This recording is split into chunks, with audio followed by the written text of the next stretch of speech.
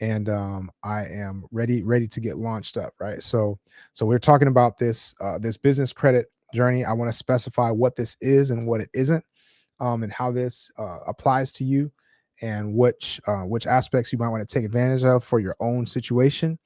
I want everybody to be as informed as possible. I want everybody in my heart of hearts.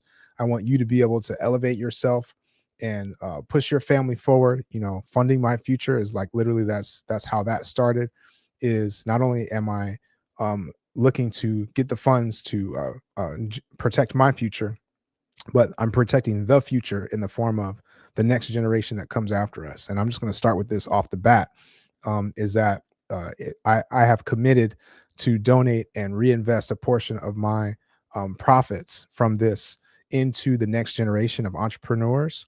So it will be a fund that will help them get into real estate, to get into business, get into financial literacy, to get into wealth building, so that we can change the generational wealth landscape, and to be able to help. And I think that is a win-win-win situation, to where we can help you to reach your goals, and we can also help the next generation to elevate, right? So, and business credit is a critical thing to unlock, to be able to facilitate that.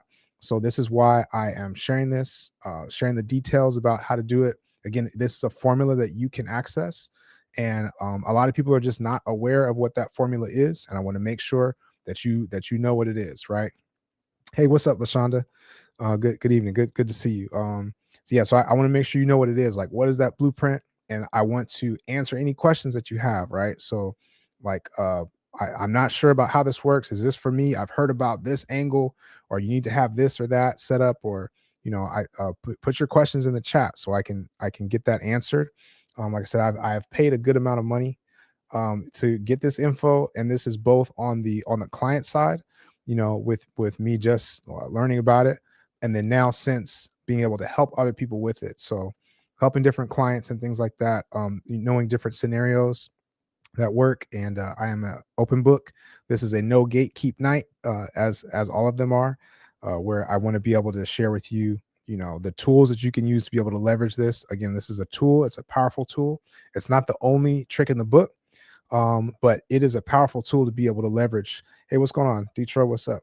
Da Jackson, what's going on? Good evening. Good evening. Good to see you guys on. So this is a powerful tool in your tool belt, right? To be able to fast track towards your wealth, fast track towards, just pushing things forward in your life.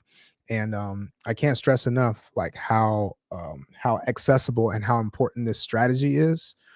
Because, like I said, it's not the only tool in the book, but it is one that you can get to so quickly. It's one that is very accessible to you. And I just want to break down the blueprint. Like, what is the formula? All right, so I'm going to just jump into that very, very quickly right now. If you do need assistance with this, I'm going to keep saying this throughout the night, but if you do need assistance with this, to look at your specific situation, right, to say, like, okay, what is my next step? I need you to go to fundingmyfuture.net and book a call with the team. It's a free consultation call, and you're going to get walked through, okay, what is my next step? Is that something with my credit that needs to be changed and adjusted? Or is there something with my LLC that needs to be changed and adjusted? Like, what is it specifically? And you're going to get that call and walk straight through, right? Now, so let's talk about this.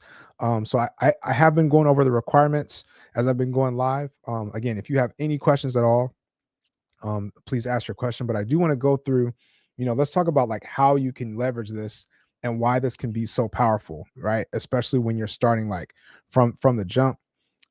Detro, I appreciate you, appreciate the gifts and all the love, right? So when you this is gonna be so powerful when you start from the jump with this, right? Because, like I said, if you have this formula in place, this takes a lot of the red tape out of the equation. A lot of things that block people's mind from feeling like, oh, I can access this, or I can't access this. This removes a lot of those blocks. And what are those blocks? Is things like, I need to be in business for a long time, right? I need to have bank statements and a certain amount of income in order to get this. Or I need a business credit score, like I need a Paydex score, and my Experian business score needs to be in a certain place, and all this different stuff. This removes all of that, right? Because we're talking about this is a no doc approach, right? No doc approach. That means that we don't have to submit tax returns. We don't have to submit personal financial statements. We don't have to submit bank statements, business plans, none of that, right? Now, it's smart for you to have that stuff, you know what I mean, to be able to manage it and leverage it. However, if you don't have to submit it, that changes the game completely, because what does that mean? Is that you could have a business that starts today and you have a plan for what you're about to do, but you don't have any, track record or anything like that. And what we're doing is we're leveraging our personal credit profile in a very specific way to be able to get into the door with these banks, right? And to push things forward. Lashonda says facts. Thank you. Yep. I appreciate it. Appreciate you. So let's keep pushing it forward, right? So let's look at the possibilities here, right? And what this looks like. So, like I said, if you have this formula together, some you watching here now could be sitting on 100K, 150K, right? 80K. And if you leverage a business partner or a spouse and some of these different angles and approaches and strategies that I have, you can kind of double up and triple up on that. Again, to where that could turn into now 200K to 300K to 400 to 500K. And like I said, between myself and my wife over the past 4 years, leveraging a strategy where we're using multiple LLCs and multiple guarantors, we've gotten over $500,000 in business credit in the form of 0% interest, business credit cards. Again, all like no documents and things like that, that we've been able to leverage for mentorship groups, for, all sorts of things. And this is, again, what I feel like the reason this is so powerful is because anybody can access it once you know the information. And once you access it, if you use it properly and use it well, then that can be one of the biggest leapfrogs to your destination, is because it opens things up. Because how long does it take you to save up $100,000, right? How long will it take you to save up 120,000, to save up 80,000, even 50,000, right? Doesn't matter what type of budgeting you do, how far you skimp your dieting and your meals, and you eat beans and rice and things like that. It's gonna take a lot, right? And what we're saying is you could potentially have access to those funds and those amounts in 30 days, right? Now, case in point, one of my last clients, when she came through, from the time she booked a call with the team, again, fundingmyfuture.net, and this is a very straightforward process.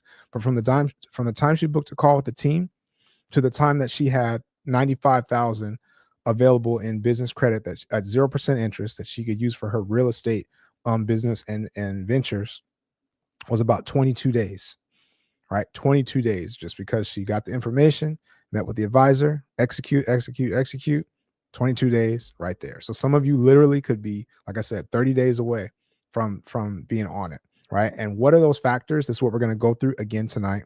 But again, if you have any questions about that, I want you to interrupt me and put your question in the chat, right? So that I can get that answered for you, and let's clear up any cobwebs, clear up anything that you feel like, okay, this is this is a hesitation of mine. Like, what are the risk factors? Just anything that you have. So I'm going to go through some of those concepts for how we might leverage this, and then if somebody needs to know these factors, I'm going to loop back around to say, okay, well, what kind of credit profile do you need to actually build or make sure that you have in order to be qualified for this? Right now, again, the team can walk you through those steps and just give you, okay, this is where you currently are, your current snapshot. This is exactly what you need. Either you're totally ready and maybe you didn't know it, or you need like one or two things, or you need a lot of things, right? And I do want you to know that whoever you are watching now, you can access this and you don't have to wait, right? Because you can get the ball rolling at any time. So you're either in three categories. Either your credit is like fully ready, right? And you're ready to go and you're just moving on forward. Or number two, you have just a few tweaks to make to your profile that may be easier than you think, and you might be 30 days away from starting, right? Or 45 days or 15 days away from starting the process. Two, group three is, okay, I've got some, things on my credit, or I've got some negatives. I've got, all sorts of things on my credit that are an issue, and I need to fix it, or I need to repair, or I need to optimize it to be ready for funding, right? Now that might be You might be 90 days out, because a lot of our clients that need credit help are actually seeing results in the first 90 days. Right. So that might mean you're 90 days out from at least starting the process, right? Again, that can fluctuate. There's no guarantees in credit repair. However, for a lot of our clients, that's what those results have been. Sometimes it's shorter, sometimes it's longer. It depends, right? But just looking at that, it's okay. If I start now, I can set myself up for success in the future, right? Now, I said 3, but here's the group 4. Group 4 is you don't have any credit at all, right? You've been leveraging cash, like you don't have any cards, you never got mortgages, just like maybe that's just how you were raised. Like we're just using cash, right? So you might be in a position where you're going to have to build up your profile according to very specific instruction and guidance, ideally. So you're not having to just wander throughout there and get things wrong and waste time. But that might take a year for you to get the right accounts in your profile, to get the right high limit credit cards. We're going to talk about credit cards and how important those are to be able to have on your personal profile. And you might be a year out, right, from seasoning that up and making sure you're ready, and then you're good to go for funding, right? But either way, like I always say, tell me that I am lying, that this year has not flown by and you didn't blink and you could have swore that it was January of 2025 and now we're heading into December in a few days, right? So that the time is going to fly by. So if you just start now and positioning yourself, this can be, again, an incredibly powerful tool for you to use. And as I've said before, there are some other ways that while you build on that, while you build up your credit, you're building up your profile, even if you're working with the team, there are ways that you can still leverage this information for yourself right now, right? And let's talk about some of those things. So number one is, you can, if you don't qualify right now and you say, Kyle, I'm going to take the step, I'm going to book a call with the team, fundingmyfuture.net. I'm going to get a call with the team and I'm going to just start the ball rolling, right? Cool. But you don't have to wait the whole time to actually execute and actually bring out value and results. So what's one thing you can do is you can leverage what's called a credit partner, right? So I have a credit partner that has the credit. They're just sitting on this profile, and we're going to talk about the exact steps and the makeup of that profile. But once you know it, okay, they're sitting on that profile, so they can get funded either on their own LLC or we join up on a joint LLC, and those funds can now support what I'm going to do with my execution. You know what I mean? What I'm going to do with my business approach. So now, what does that mean for you? Is that okay? Maybe you started now and you've got, your credit is not right, but you can still be 30 days away from having access to 100K, to 150K, to 125K, you know what I mean, to 80K to be able to use for your business pursuits, right? So again, that is a really, really powerful thing to say, okay, now I just got to think a little bit outside of the box, outside of myself, and say, okay, well, who else can I partner with to be able to leverage this strategy? Because now I know the strategy. Now the question for you is, well, am I the type of person that's ready to execute on the actual business stuff? Do I have the tools? Do I have the mentors? You know what I mean? The network, the group.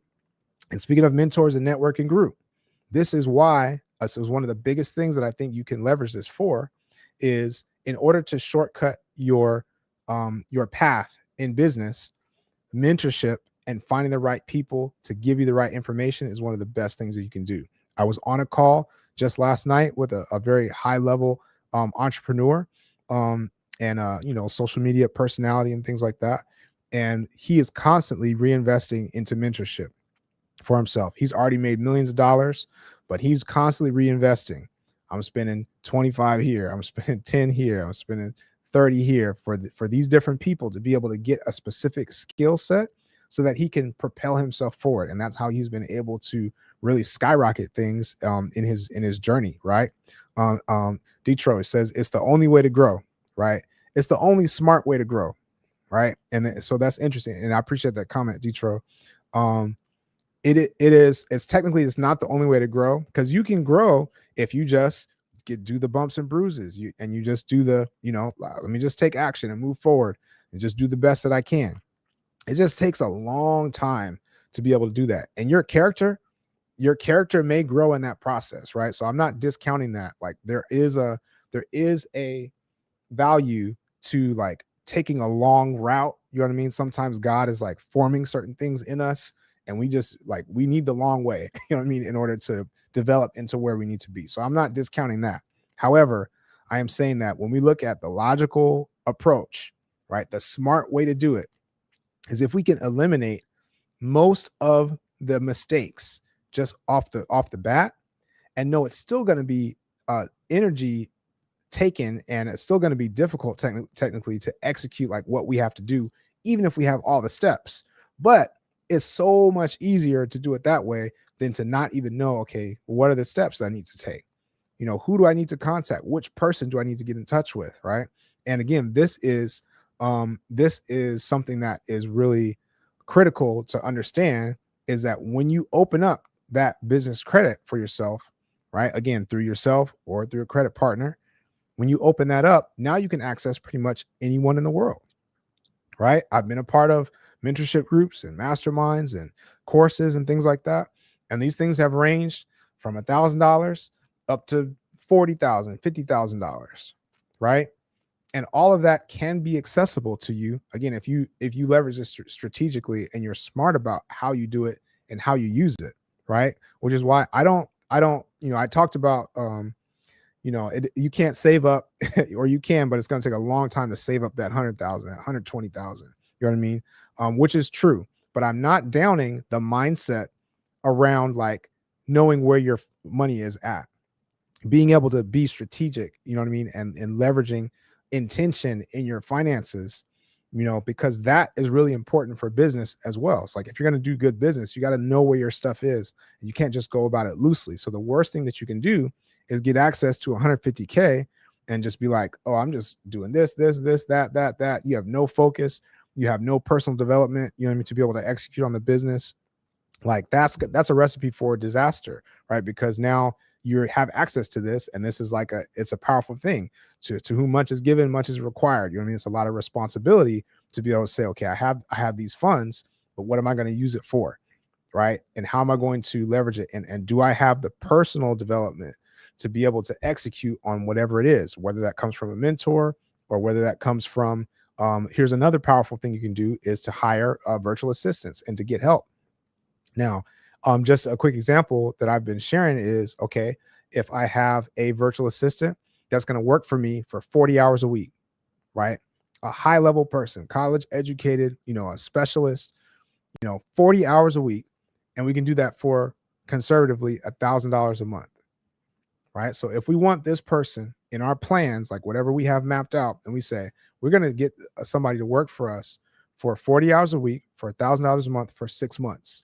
Now, what is that? That's $6,000, right? So a lot of people are hesitant about like, okay, I can't bring on somebody because I got to pay for it. You know what I mean? But if you're ready to execute on your plan and you say, okay, I need $6,000 and I can get somebody to, put in 40 hours a week for me for 6 months, and you can pull that 6,000 from the business credit or just pay it directly, because there's ways to do that when you work with certain virtual assistants and things like that. And you can just set that money aside from the business credit and just say, okay, this is taken care of. It's not something I have to think about right now. I just need to think about executing. How am I going to leverage this person to either free up more of my time or to be able to generate more income or to execute certain parts of the business or to organize things or whatever the case? That can be incredibly powerful to say, okay, well, now I have this to pull from, to be able to cover things like this. And I don't have to necessarily pull from my personal savings or my personal credit. Again, I want you to mentally treat it like personal savings and personal credit, even though it's the bank's money, right? And that's a good combination, because if you treat it like responsibly and like carefully like that, then you'll be able to make really smart moves with it. But again, it's super powerful because now you're not having to pull from your personal savings. And there are benefits with different lenders and things like that from having money in your savings account or having money in your checking account. And to be able to leave that there and still do other stuff. It's like, I'm leveraging this. I don't have to actually use it. Now, even worse is if I'm using my personal credit to be able to do these things, it's not the end of the world. However, if I am using my personal credit and now I've got balances on these cards and things like that. And I had a friend, I was hosting a call the other night with real estate investors, and somebody said, hey, I just finished, I'm in a project and it's a fix and flip. And I have been, using my personal cards to cover the renovation and cover these things, materials and stuff like that. And my personal credit scores are bad because my utilization is super high, right? Now he could have avoided that completely if he had just set himself up, made a few tweaks, and gotten business credit to be able to cover the entire project and keep his personal credit intact. And what does that mean when his personal credit is intact? Well, that means there's a lot more he can do on the personal side if he wants to apply for something or get a low rate for something, because this impacts a lot of things. So again, this is why I would suggest, if you're watching now, number one, I want you to like this video wherever you're watching from, and I want you to share it, right, with somebody that needs to hear it, because this is powerful information. Like I said, I've paid a lot of money for it, and I want to be able to share it with you for free so that you can push your life forward, you can elevate. And I believe all of that will come back around, whether you work with me directly or not. I feel like it'll all come back around, right? Because I want you to be equipped for this. All right. So so what we're looking at here is, again, how can we leverage this to be able to get into things faster and sooner? And we talked about mentorship, which is a huge one. Talked about getting help, and as far as virtual assistants. Another one is like ads, right? So once you have your offer, or you've kind of scrapped your way to say, okay, I have a product or I have something that is beneficial to people, and it's working, and I just need more people to know about it. Then you can pour fuel on the fire by putting ads or doing paid advertisements. Now, one thing I will share with you, a little nugget that I will share on the, like I said, for those of you that are watching and paying attention, you just get the benefit of this, right? But there's one thing to do paid ads. It's another thing to do paid placement, right? So we talk about other people's money, OPM, but there's another one that's OPA, right? Other people's audiences. So I want you to think about your business and what you're doing, and we say, okay, I'm not only going to leverage the bank's money, but I'm going to leverage someone that has the audience that I need already, and I'm going to tap in with them.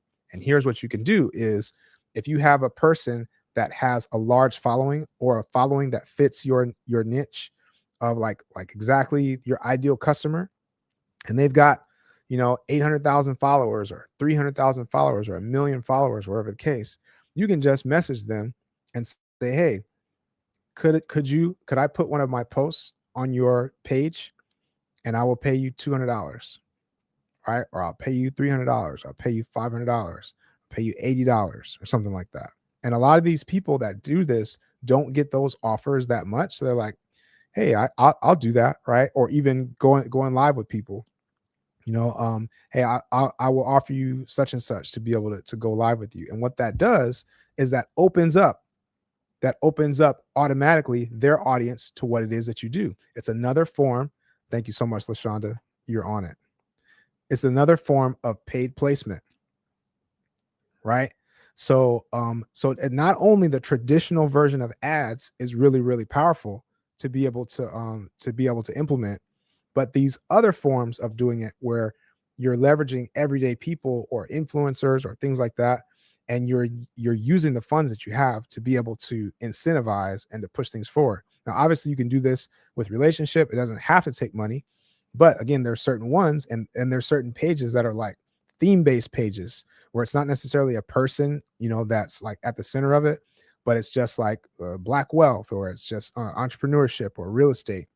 And it's a little bit more generic theme pages, and they just post and repost different people's stuff. You know what I mean? So there's a whole industry around that. And again, if you're not pulling from your personal funds, your personal savings, then you can be able to use that business credit towards that stuff.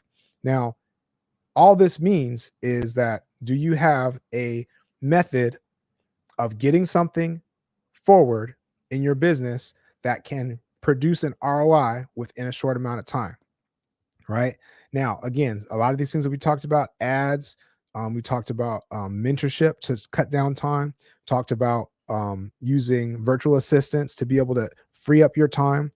You can also be using this for AI tools, right? Hopefully everybody has been digging into AI recently and understanding the power of it. But again, like, where do these funds come from? Do you need somebody to consult you? Do you need to join one of these programs where somebody like knows the exact sauce on AI and what you need to do for your business, and you're not just out there YouTubing and you're out there just trying to gather information, things like that, but like really specific and really detailed. Like, this is what I need to do to be able to move forward and leverage AI. So not only can you pay for the mentorships, you can pay for the softwares and different things like that to be able to do it.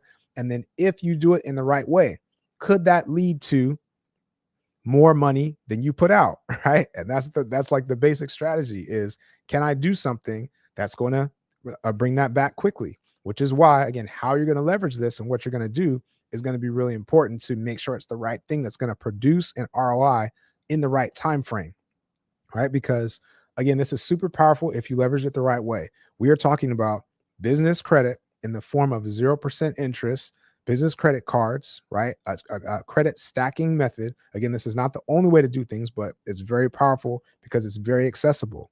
So we're talking about 0% interest for 12 to 18 months, sometimes 9 months, depending on the bank.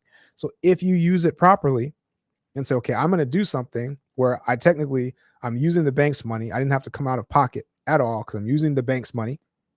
Yep. Leander, welcome.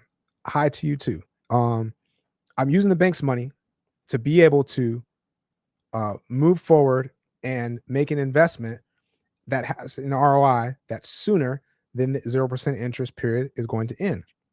All right. Sounds simple, but incredibly powerful. So if we're saying that if I get $100,000, on average, a lot of our clients, like I said, my last client was 95,000, but she just stopped there just because that was enough for her for what her purposes at that point. A lot of our clients, like on average in the first little round, we're looking at like 130,000, 110,000, things like that. So, so the benefit of using that, right, is saying, okay, I've got those funds, and let's say I took, 30,000 and got into a fix and flip, right? Because maybe I use it. You can use it for the down payment because you can liquidate that from cash over into your account, right? There's ways to liquidate that, and we have access to specific companies that can do that. So where it's not a cash advance, you're not getting charged the extra fees, you're not getting charged that high rate. It's like a purchase, so you're still getting that 0% interest and the most like advantaged approach to it, but you can have that cash in your account. And there's some things in real estate where I have to maybe apply, or I have to get approved or pre-qualified based on the certain amount of cash that I have in my account. So if you can put that in your account and let that season for a month or two, and you do your numbers and make sure everything is tight, but you can do that and leverage that into certain loans with larger lenders. You know what I mean? So you can use this in combination with traditional banks, use it in combination with hard money lenders and things like that. And hope this is not over your heads for anybody that's not like directly into real estate, but I want to explain the power of this. You can use this to cover an entire deal, depending on the size of the deal, right? So again, if you have 150,000 and the property that you're targeting costs 20,000, and you put $50,000 of worth of renovation into it, you can cover the whole thing with it. Your holding costs, all that. And we're saying you do your flip, you do your renovation, and then within 4, 5, 6 months, you have the property finished. Now you can either sell it or you have a cash out refinance, depending on your numbers. And that covers all of that you put in. Like that, you can rinse and repeat that practically forever. Right? You can do that practically forever. So again, this is the power of this. Once you know the formula, right? What is that formula to say, okay, once I have this, now this world is opened up to me, right? And again, it's opened up because it's no document programs, no tax returns, no bank statements, no financial statements, no business plans. None of that is needed. So again, if you have the skill, the will, and the desire to push through and actually execute and like do the business, the funds are there for you, right? With this formula. So we're going to go through it right now. Now, if you're watching, if you've gotten any value from this at all, I appreciate you tapping in here and pushing yourself forward at whatever time of night it is for you. I put my daughter down not too long ago. I'm hoping she doesn't wake up and interrupt this, but until then, I'm going to just go hard and share this information with you, right? So, but if you're just watching, I want you to hit the like button. I want you to share this with somebody that needs it. And for your own sake, I would like for you to book a free consultation call with the team. All right. Go to fundingmyfuture.net or hit the link in my bio, right? Or DM me, whatever you got to do.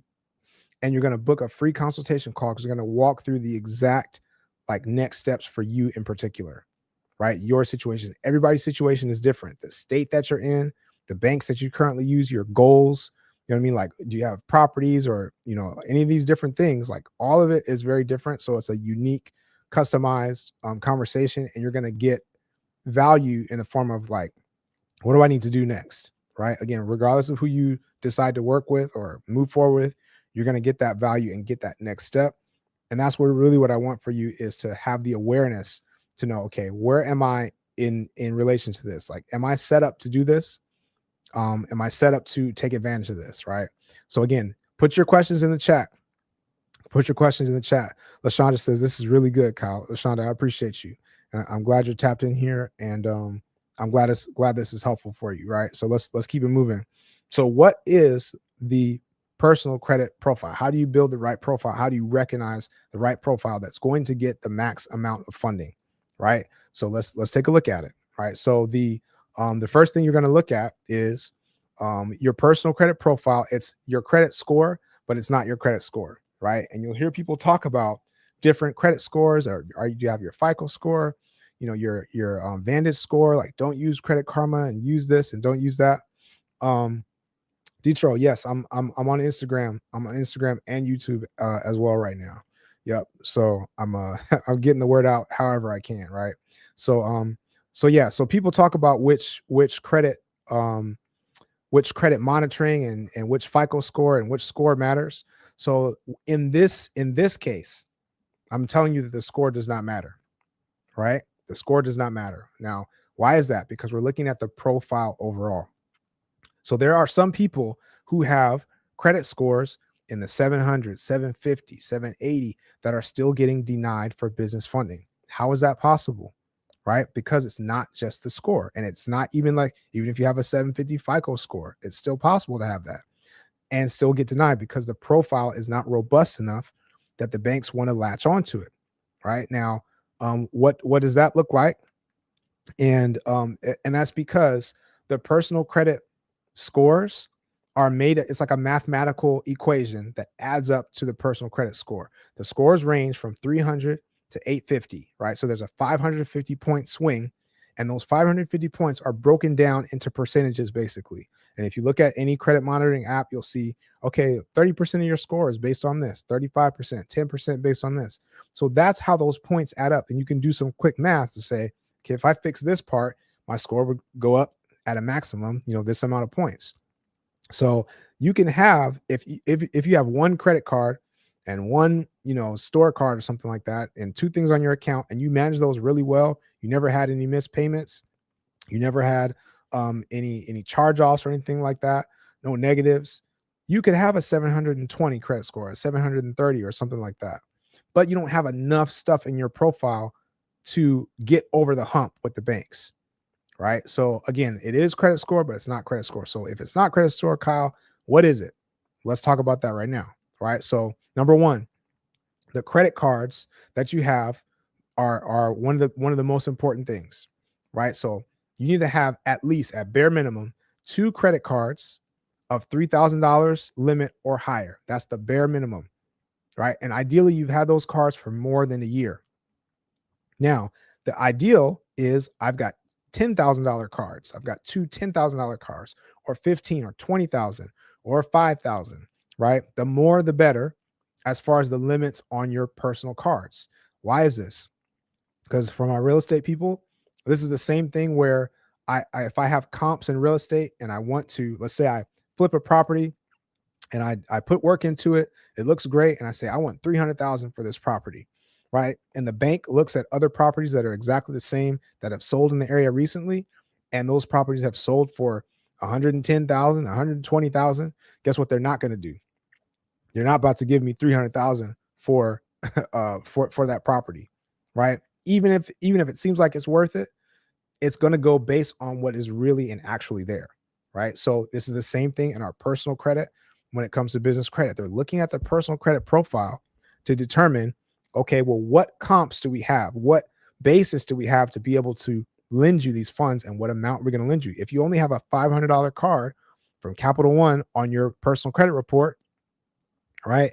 And they're not going to give you a $25,000 card on the business credit side if that's your biggest card, right? So you have to be able to look at, okay, well, what do I have? So this is why we say if you got $10,000, $20,000, $15,000 on your personal cards, then now they can do a multiplier typically on the business side, depending on the bank or institution that you're working with, right?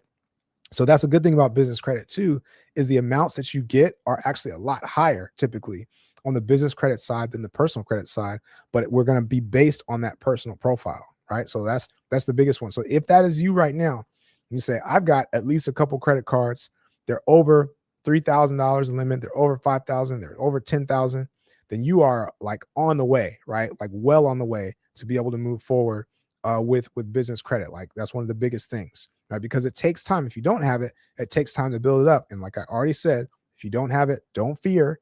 You just need to start working today. You just need to start getting moving today, right? And get the ball rolling. And when you get the ball rolling, ideally it's still under consultation so that you know what's important to add and what's not important to add, right? Like you can cut down the time as much as possible, right?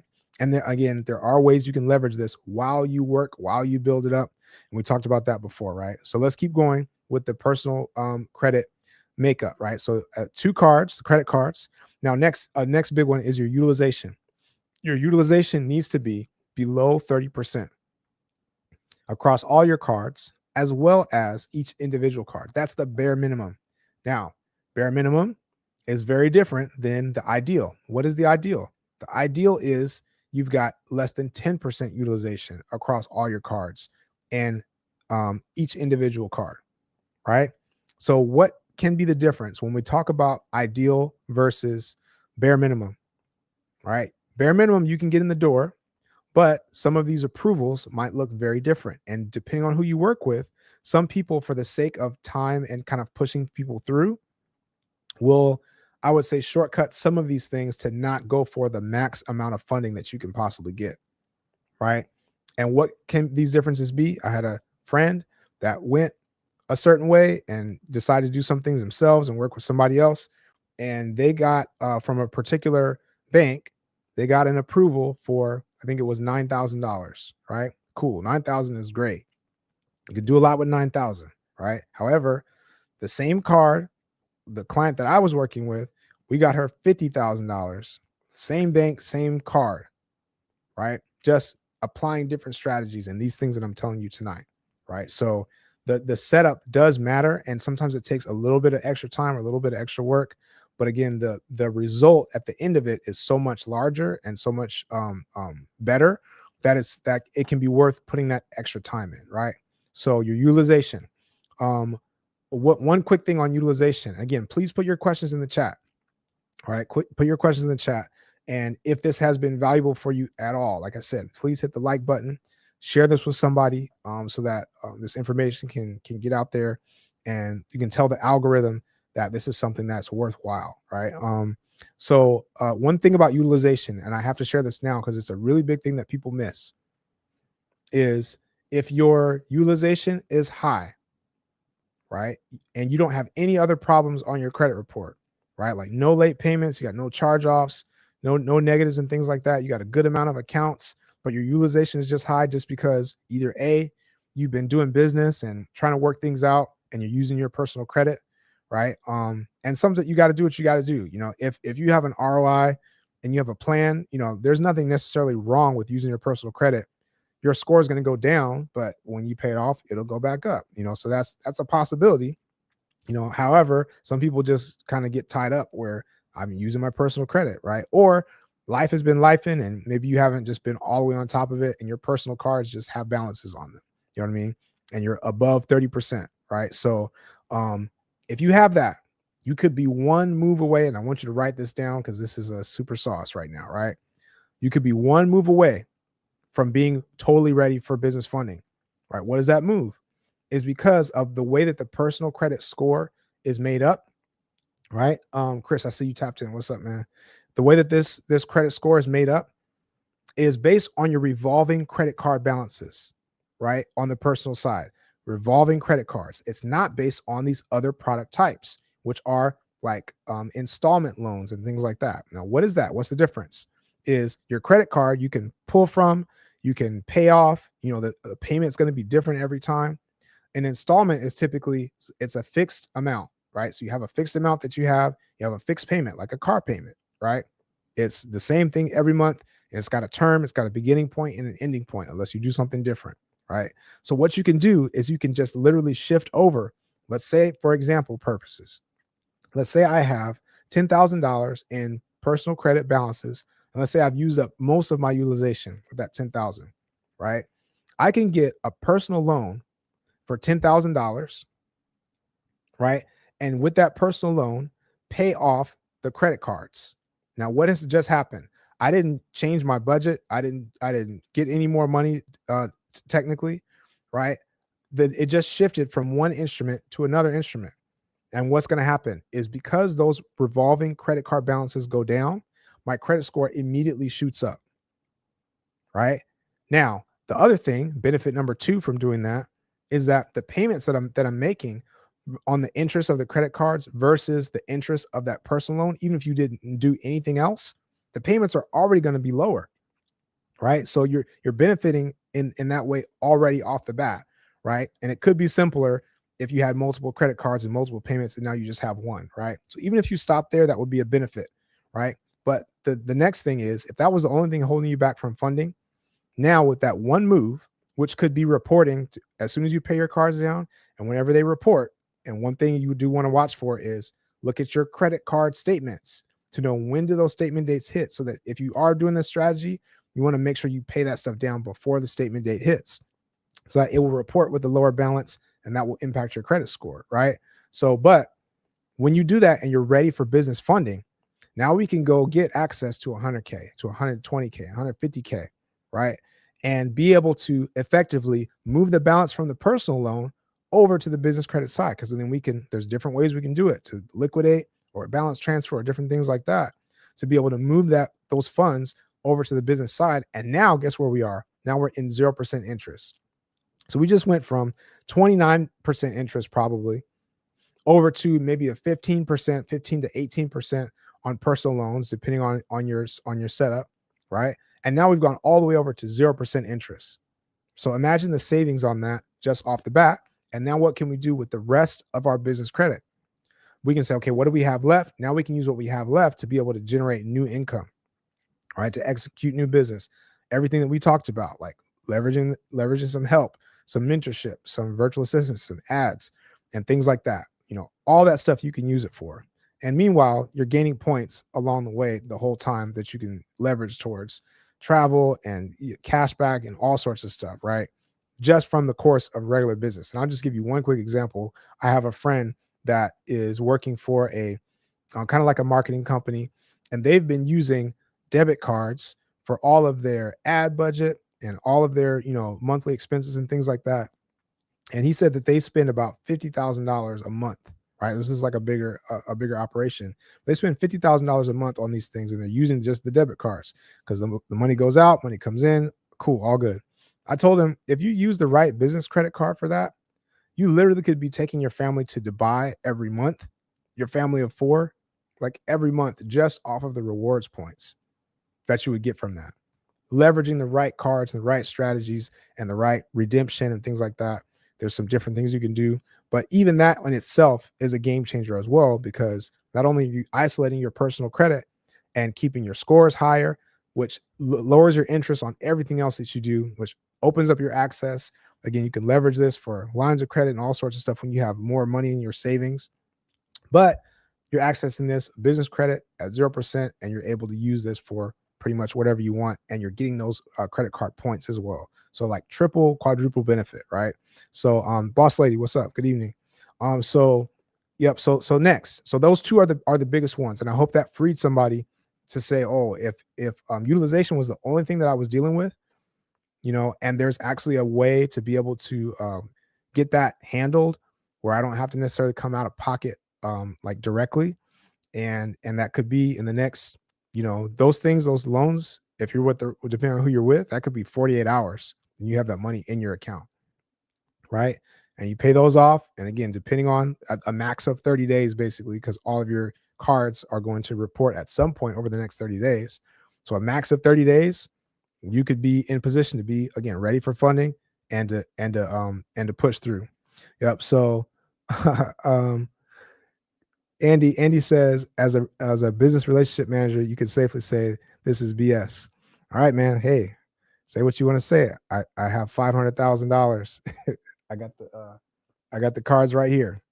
It depends on the bank and the institution. But I guess, Andy, if you are participating in this conversation, let me know specifically what you mean, like which part specifically, right? And maybe we can get some more information to the people, right, properly, right? So again, the proof is in the pudding as far as like the access that you can get, right? So let's keep going. So next is we talked about utilization, we talked about the cards, right? So the inquiries on your profile, the more inquiries you have, the worse chance you have, right?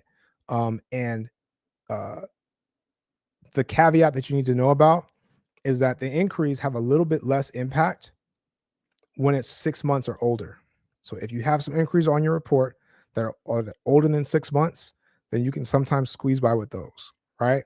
If they're if they're younger than 6 months, then they're going to have more of a negative impact, right, on our chances for funding, for approvals, for et cetera, right? So what can you do about this is an important factor to understand when it comes to business credit, is that none of these accounts, if you're doing it properly, none of these accounts show up on your personal credit report, right? So, and what does that mean is if I have a business credit card, I leverage my personal credit to be able to get into the door, right? So they actually, the way that this does impact your personal credit in the beginning is you're going to get a hard pull, a hard inquiry on your personal credit report under a certain bureau, depending on what the bank is and what they do, right? So that's the starting point. Now, because these accounts are not showing up on your personal credit report, if you work with the right banks that don't report to the personal, because there are some banks that use business credit cards that do report to personal, and typically we avoid those, right? So if you're working with the right people, those cards don't show up. So when you get inquiries from these banks, you technically have the right, because it's not attached to an open account on your personal, you technically have the right to remove those inquiries from your personal credit file, right? So what happens is we can go to these different banks and get establish a relationship with them and get their business card product. And then once that inquiry comes through, because it's not tied to an open account on our personal report, technically you have the ability to be able to remove and wipe those inquiries off, right? So what people are doing is you can get access to these different cards and then like literally go and wipe off all the inquiries, and then you have basically like a clean slate that you can rinse and repeat and do this over and over, multiple times, right? So your inquiries, that's the next point. So now next is your primary accounts. You need to have at least 7 to 10 primary accounts reporting on your credit file at minimum, right? So um, these are not just your credit cards. This is across the board, everything that you have. So mortgages, student loans, auto loans, credit cards, store cards. Do you have at least 10 of these that are called trade lines, but at least 10 that are on your report in your name, right? If you don't have that, you need to start building up towards it, because again, like I said, you could have a high score if you've managed everything well, but your funding readiness can be lower if you don't have enough accounts or enough variety of accounts to basically prove like, how have I handled the money that I have been gifted to be able to access, right? So that's the next one. So next is the average age of your credit. It needs to be at least 4 years or more. And if you have 2 years or more, you can kind of squeeze in the door. But again, ideally we want to go for the max possible, right? So if it's 4 years or more, you can look at your credit monitoring, and typically they will have something to aggregate all the ages of your different accounts, and it will give you an average age, right? If not, you can put it into a calculator. There's different calculators that you can find to do that. And that's going to be put you in the best spot, right? I'm going to talk about average age and how you can impact that in just a second. But basically, the rest of it is no derogatories and no negatives on your report. So what is that? No late payments, no collections, no charge-offs, no bankruptcy, right? Clean, clean, clean. Only caveat to that is if you have late payments that are older than 2 years, sometimes you can squeeze in the door. How do I know? Because I work with a client and she had some student loan late payments that something was supposed to come off, it didn't, and it was a couple 3 or 4 years old, and we still were able to get her 75,000 on the from one bank, and then we were able to get her another 30 something thousand, and she ended up with 105 before she had what she needed to get moving. And that was with those late payments on there, right? Now, this varies. So different banks are going to have different criteria, a different stomach for things. So ideally, everything is clean, clean, clean. And if there's a way to get it off or get it removed or get it reversed, then we want to prioritize that to make it clean. However, there are some nuances that typically can squeeze you through, right? So I just wanted you to know about that. So that was the whole blueprint. Right. So we talk about building a fundable credit profile. Like, what does that look like? That's the whole blueprint. Right. I just laid it out for you. So if you have that, like I said, regardless of who you decide to work with, if you execute on that and check your profile and say, okay, check mark, check mark, check mark, then you are in position to do well for yourself. Right. Again, the results are going to vary depending on who you decide to work with or what angle you take, or if you decide to do it yourself. However, you're going to be in the best position to be able to move forward in that way. Right. So let me go back to the average age of your credit and your utilization, because there is something that you can do to be able to impact that positively if for some reason you don't have everything lined up to be able to have those sweet spots, right, of the average age of 4+ years, or your utilization under that 30% mark, or ideally under that 10% mark. So there's one thing that you can do, and that's having to do with what's called an authorized user trade line. Right. And this is when someone else has a credit card that has good history, that has a certain amount of age, that has a certain utilization, and they add you as an authorized user. Right. When that happens, those credit factors get applied to the other person's account, right? To the other person's credit profile. And the way that it impacts the most is those two categories: is your average age, right? Because the age gets applied to your account, and the utilization gets applied to your account, right? Now, what this doesn't do, it's not a silver bullet to say, okay, I've added these, and now the bank is assuming that these are mine, and I can just make moves because these are my cards. It doesn't work like that, because it's not in your name. It shows it clearly on the report that it's an authorized card. However, when the computer is looking at these different factors and where you fall in like the average age category, it does change how the computer treats you or what bucket it puts you in. So if you can do something to add and change your age, even if it's using authorized user trade lines, then that is a benefit to you, right? If your utilization is at a certain point and you need to bump it down, sometimes you can actually pay for or get added to credit cards as an authorized user, and now that utilization ratio can change. The math can change because now you added more limit, and even if what you currently have didn't change, technically the overall utilization is a big difference, right? So there are marketplaces where you can buy these things, but if you know somebody, if you have a family member that has a card that is not using it, that's and it's old as dirt, and they have done well, they've never had any late payments on it, then that could be a thing where you can just ask them, hey, to add me on, right? Another side thing is if you have children, this is a way to kind of jumpstart their credit profile, is you can add them as authorized users and start their credit profile with this positive information while they build up the other stuff that's in their name, right? So again, so I just laid out the whole blueprint for you. If you're just joining, then we went through like what exactly do you need to be lined up to access 50,000, 100,000, 150,000 in business credit at 0% interest with no documents, no tax returns required, no bank statements, no personal financial statements, no business plans, right? All that, no revenue. If you have it, then great. And I do want to touch on a point. Like, I'm sharing this because I think it's really powerful to be able to use and to leverage, right? However, There are many other ways to get funding and to get funded. Most of those other ways are not necessarily going to be 0%, but they have their pros and cons and their advantages, right?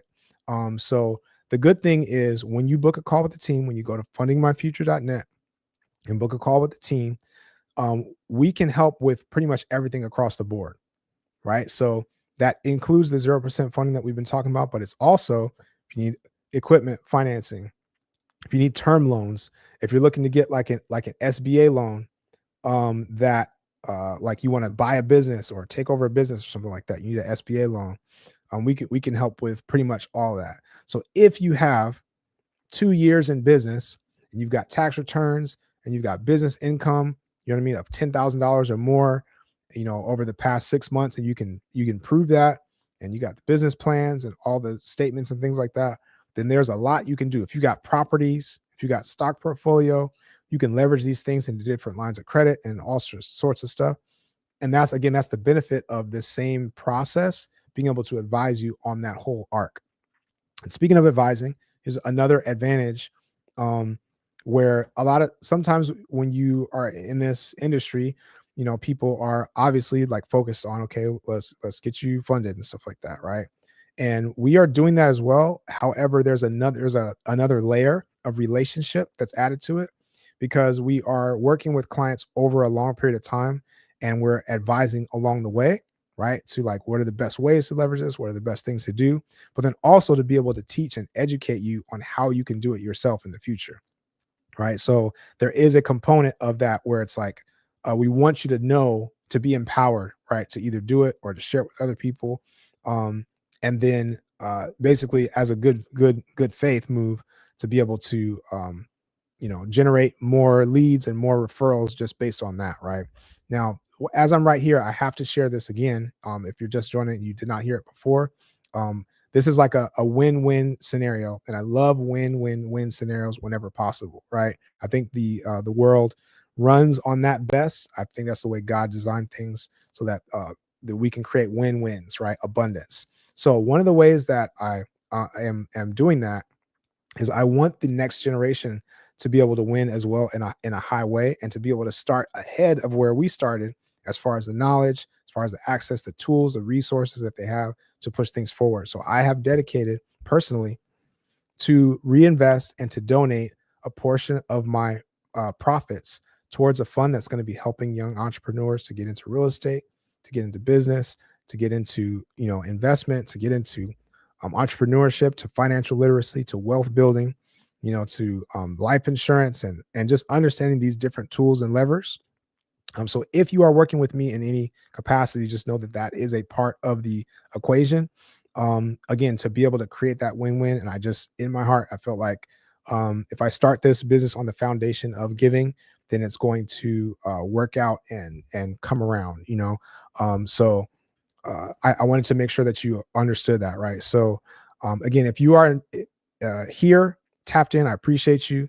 And if you have gotten any value from this, like I said, if you haven't hit the like button, then hit it. Keep on hitting it. Let the algorithm know that this is good information. Share this with somebody, so that someone else can get this benefit and information that is so powerful and life changing. And I want to keep this going again, and put your question in the chat if you have any questions, right? What is on your mind? Like, what has been potentially holding you back, or like, what do you feel like? Do you feel like you don't qualify for this, or like, is this different from this other angle of doing things? um put your question in the chat. And like I said, I want to emphasize, there's a lot of people that like take a very hard stance against other people that educate about this stuff. It's like, okay, well, this is the only way. I'm not that type of person. Like, there's a lot of ways to do it, a lot of ways to leverage it. And we hear a lot of people talk about like no PG funding, right? Or EIN only funding and things like that, where it's like, okay, my personal name is not tied to it at all. I've built up the business and the business credit scores and things like that to be able to access certain types of funding, right? So that it is a real thing. It's just limited in certain ways, and it does typically take longer to build up, right? But even if you do build it up, like for example, there are ways to leverage that approach if you are like anything that has to do with vehicles, you need like auto loans and vehicle financing and things like that. There are ways to leverage that approach to be able to say, okay, I've got my EIN only, I built it up, and now I can get an auto loan in the business. That's not tied to me at all. But the difference is to be able to get like a credit card or like some sort of cash credit. That's going to be very limited without at the least tapping into your personal credit to see who is running behind this, right? And this is what the banks do is where, even if it's like a no PG product, what is a PG? A personal guarantee is like a contract that says if something goes wrong, I will take care of it. I will be responsible, like super, super wrong. So again, these accounts do not show up on your personal credit, right? But the only way that they would is if you were to default, like super default, like I disappeared off the face of the earth. I didn't pay any payments for, 90 days. And that's the only time it's going to kind of come to your credit report, right? So again, the value of this is where I can get into this type of funding and be able to do it quickly and get these high amounts, right? So if you have a no PG product, typically they're still going to do a personal check. They're going to look at your credit to be able to approve you for it, but they might not hold you to that to where it's like, okay, this is based on the EIN only at the end of the day, but we still looked at your profile to be able to get you in the door. You know what I mean? It's like still a combination. So that does vary, right? So Monty says, you're trying to start real estate investment. You've set up your LLC, your EIN, and your Dun and Bradstreet number. Cool. Right. So we can talk, Monty, about this next phase, this next pillar. So the one was the pillar of the personal credit profile. The other one is your business entity setup, right? Your structure. How is it presented to the banks? That's the other part that's super important that again we can go through right now. So you said you joined DB just to see your business score, and once you did it, the lending went from 7,000 to 4,000. You don't know what happened. Let me know. Let me know what you mean. You're saying when you said the lending went from 7,000 to 4,000. Let me know exactly what you mean and see if I can touch base on that. Right. So and again, when we talk about business scores, there's a whole world of understanding the business credit scores and what things you can do with it and things like that. The reason that what I'm talking about is freeing in a lot of ways is because you don't even need a business score to be able to access these funds. If you have the personal credit profile structure that I just shared with you, all those bullet points that I just shared about the personal profile, and then you combine that with the bullet points that I'm about to share on the LLC, right? When you combine those two things, you can get access to 50,000, 100,000, 120, 150, 200,000. Right, in business credit in that 0% arena. So again, that's why I say is you can go directly there, right? And here's another caveat that a lot of people don't consider. A lot of times when you're building up your business credit score, you're having to leverage these net 30 accounts and these different vendor accounts.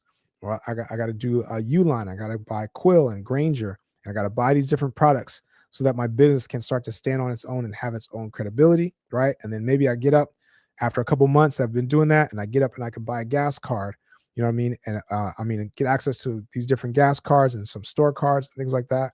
And then maybe at some point down the road, I can get some credit cards or some lines of credit or things like that, right? So that, like I said, that is a thing. It just takes a bit longer to be able to build up. Now, if you go about it this other way, all right, this is a real critical point. If you go about this other way, where I say I do the stacking first, I leverage my personal credit to be able to get access to these high limit credit cards on the business side. Now, if we talk, for those of you that have been tapped in, we've been talking about comps, right, in real estate. So these are the comparables for your credit that they use to base your business credit approvals, right? So if even on the business credit side, if I start my business credit profile with these high limit cards, $10,000, 20,000, 25, 40,000, right? 35,000. Guess what that does? Is it starts my business credit profile, right? Depending on which banks report to, but that starts it off my Experian business. Some of these financial trade lines that are really important to look at, it starts it off on a very high foot, right? So because now I've got 10,000, I got 25,000. And if you manage it well, you pay it down well, you use it, you pay it off. You know what I mean? You're executing good business. That can be a great foot to stand on. And then if and when you decide to build up the business credit to be able to stand on its own more, now when you go to the vendor accounts, when you go to these other things, you can actually get higher approvals, right? Because they're looking at what's on your business credit report and say, oh, well, you got 15,000 here, you got 25,000 here, then we can give you a higher limit. Versus when you go that other route, they're typically approving you for $250, for $500, right? For these different net 30 accounts. Because the thing is, you can just walk in off the street and start a business, and you say, okay, I'm going to buy these products from you, and I've got 30 days to pay you back. And guess what? I could just decide not to pay you back. This is why this is kind of risky for them, but they know people want to build up their business credit. So this is why these companies kind of exist, to be able to do that, right? So so that's another way to go about it. So I want to just make sure, so Monty said that this is an approval for a dollar amount, right? And yeah, so that's why I say looking at this approach can be a very straightforward way to get access to these high limit amounts that you can use, again, depending on your strategy. You can leverage pretty much for anything in business, right? So you may not even have to worry about, okay, what did my my business score do here or there, or if you leverage this properly, then it's like the best foot that you can stand on to be able to get in the door. Right.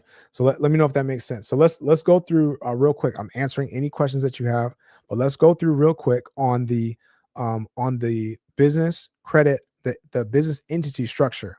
Like, what do you need on that entity structure, right? So here we go.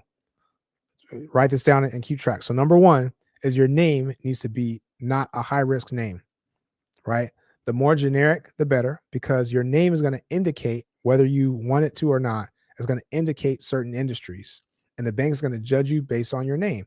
So when you have a name that you share with them, and they look at that, and they're going to judge it and say, okay, this is this business code. Even if you have a totally different business code, totally different business model, if your name indicates something, then they're probably going to do that. And if that results in a high risk industry in the eyes of the bank, that could mean a denial, or it can mean a low limit approval, right? So what are the generic ones that you can use? Anything that's like keyword and enterprises, keyword and group, keyword and solutions, right? Some of these very generic things, it could be last name and solutions. The generic things, right, that can be geared in a lot of different directions. And if you do have an official NAICS code, or your official communication, like on your website and different things that we're going to talk about right now, if you have those things set up, then basically your things that you want to go for are going to be anything having to do with consulting, with marketing, or with like education. Those are generally like very, very safe. Now, one thing that you hear a lot of people say is like, hey, do consulting. But everybody started hearing about that, and everybody started doing consulting. And some of the banks changed the way that they look at consulting, right? Because there was too many people doing it, and people weren't on top of their stuff, right? So now consulting with certain banks is not the number one thing anymore, right? So like I said, so if you can gear this in any way, shape, or form, regardless of what your business is, if you can reasonably say, okay, I'm going to do marketing, potentially for other people, or I'm going to be doing consulting in this area for other people, or I'm going to be doing education in any way, shape, or form, and you can gear that, position that towards the banks, that's going to be the highest chance, or the least friction that you have towards getting high limit approvals and things like that, right? So this is a big deal. So number two is your business address is really important, right? So the address, you probably want to have the address ideally before you even have the LLC, before you even start anything, you would get the right address with the right setup, right? Because that can change your approvals. It can really change everything, right? So what is it with the address? You want to avoid anything that looks, smells, quacks like a PO box, right? And let me just answer this question. So, and thank you, Shar, for sharing the live. Appreciate you sharing. So, Monty, can you change your business name? Current business is Creative Life Plan LLC, right? Creative Life Plan may not be a problem. right? But if you do want to change your name, you can change the name. It's just inconvenient. You know what I mean? So that's why I say if you start fresh or if you start a new LLC, then it's easy to just say, okay, let me just line this up properly from the beginning. If you have to change it, it's inconvenient because you got to change it in this place, make sure it's updated here. Same thing with the address. You got to change it here. You got to call this place. You got to call the IRS. And here's just a quick nugget is that if you do have to change your EIN stuff, you need to call the IRS and make sure you get them to fax you your result, right? When they change the address or if you're changing the name or anything like that, make sure they fax it to you rather than waiting for the process for them to mail it. Because when they mail it, it takes who knows how long, especially in this current government situation.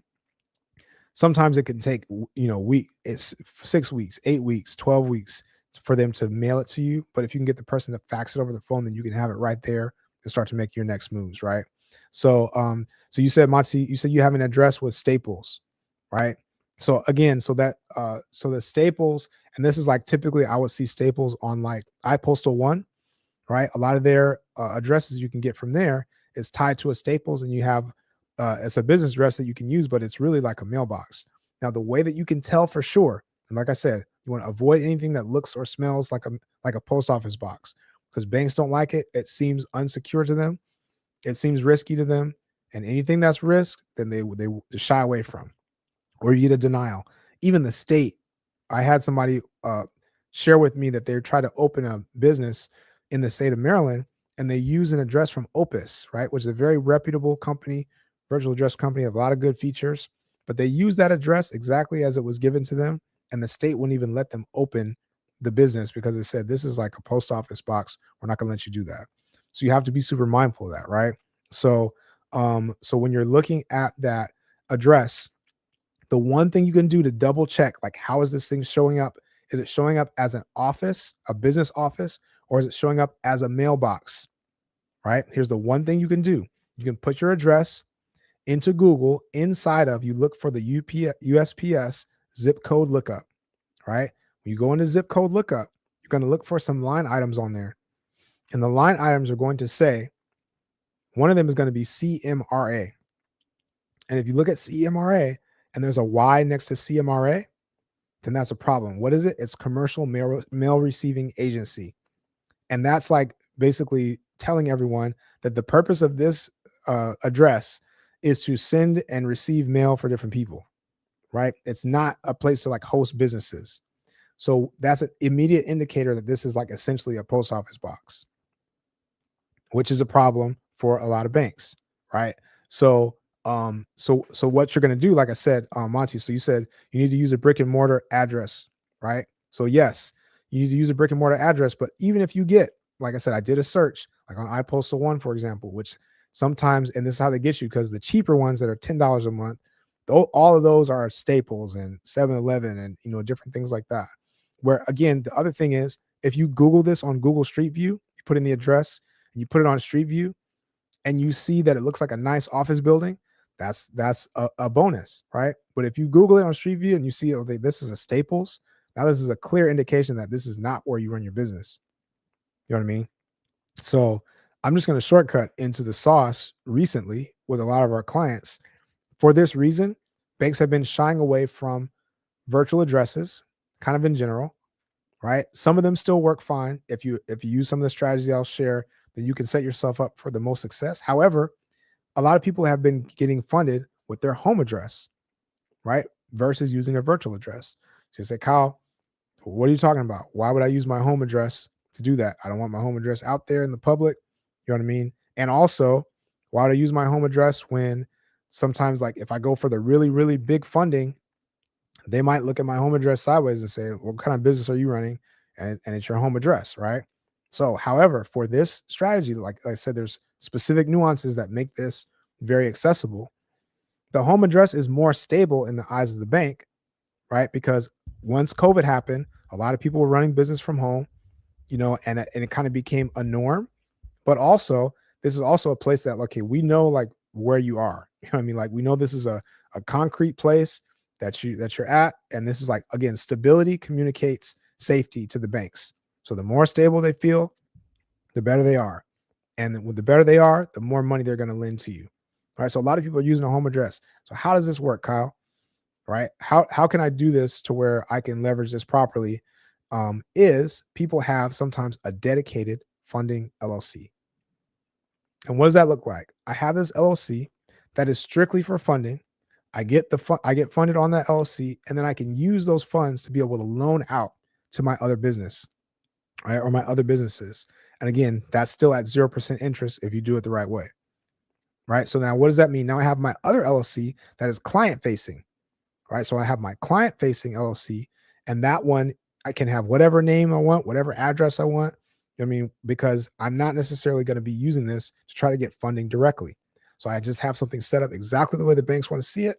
And I have something else. You can kind of pull this off within one entity.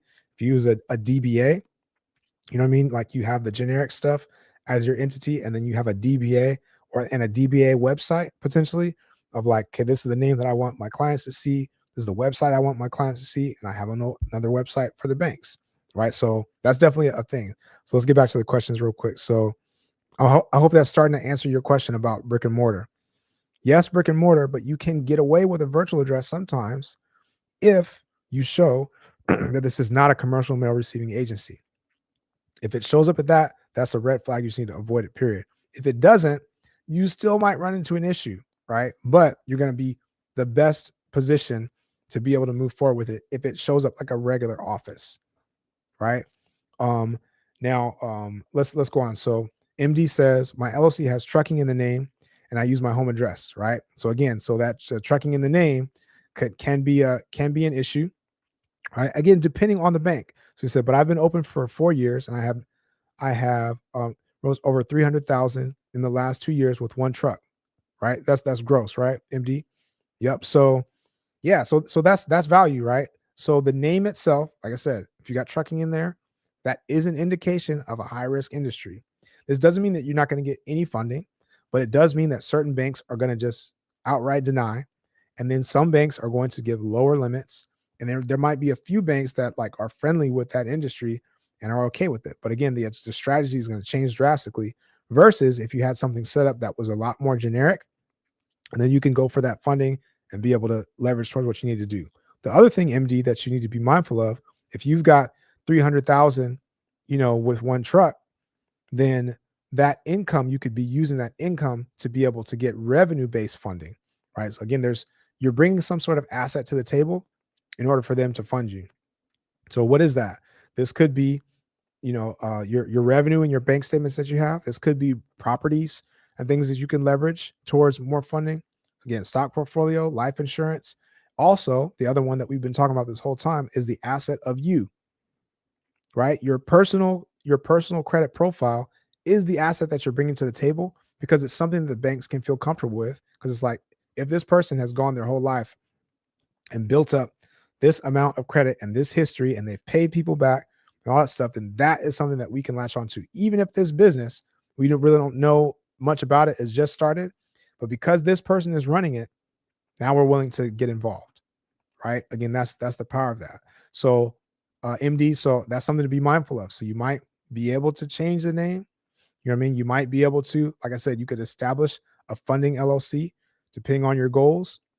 And one little caveat I will add in here, which I haven't really shared on the lives before, is that there are certain lines of credit that you can access if your LLC is 2 years or older, and some of those can be obtained in a no doc situation, right? So typically, business lines of credit, and the difference is, for those that don't know, the line of credit is I can just pull liquid cash out of it immediately.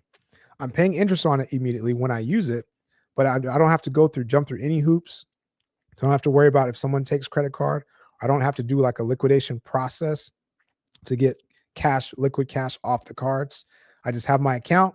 I say, hey, I want $3,000 tomorrow, and it's just wired into my account. And now I'm starting to pay interest on it. So a line of credit can be very useful in certain situations, but there are certain lines of credit that you can actually get in a no doc state if you have 2 years in business. Now, here's the thing that you can do.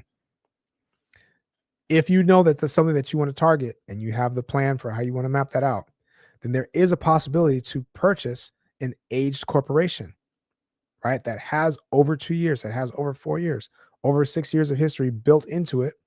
You merge your information in with it. You probably file a foreign entity and things like that. But when you do that, you can potentially leverage some of those programs. It doesn't bring in the history of the business when it comes to like the tax returns and it's not going to just automatically just give you all of that history. However, because of the way some of these approvals work, when you have the right combination and the computer can just put you through, there are some lines of credit, which could result in 50,000, could result in 100,000, could result in 25,000. There are some lines of credit that you can access with just having that set up, and you've got the business that's older than 2 years, and now you can get access to that. Some banks, you can even do dual products under one hard inquiry, right? Where I've got a line of credit and I can get a credit card. So now we're looking at, I got a $50,000 line of credit and I got a $25,000 credit card from one bank, and that was 75,000 that I can use in total. And you can strategically use, I'm using the 0% here, I'm using my line of credit here, right? That's a gem that I just shared. That like I said, I paid handsomely for it, but you guys are rocking with me, and I want to be able to share it with you, right? So let me know if that's making sense, right? So yep, yep, yep. So Monty said that you need to change your address. I think you do need to change your address. I want you to do that test though, Monty, to see if you put that address, and when you go into Google and go and look up USPS zip code lookup, go to that site and then put in the address that you have and see how it shows up. If it's a Staples, it probably is a CMRA, right? But look at it and see what that line item says. Tell me if you can do it real quick and tell me about it. But see what that line item says. If it says CMRA and Y next to it, then that's an issue. Now, one trick that I want to share, if you do use these, and I have a feeling that my friend that used the Opus address and was having issues opening their business in the state of Maryland, I have a feeling that if they had done this strategy where they register the business only with the suite number that they received instead of with the full address line that they received from the company. What is the full address line? Well, typically they're going to put your address 123 Main Street, Suite 300, and it's going to say something like Box 1005, right? Or PMB 1005, right? And then the city, state, zip. If you put that PMB or that box number in your business filing, like with the IRS, your business filing with the state, all that other stuff, that is going to indicate on paper that this is a post mailbox. If you do the opposite and say, I'm only including the suite, so when I file with Dun & Bradstreet, when I file with these different things, I'm only going to put 123 Main Street, Suite 300. I'm not going to put PMB 1006.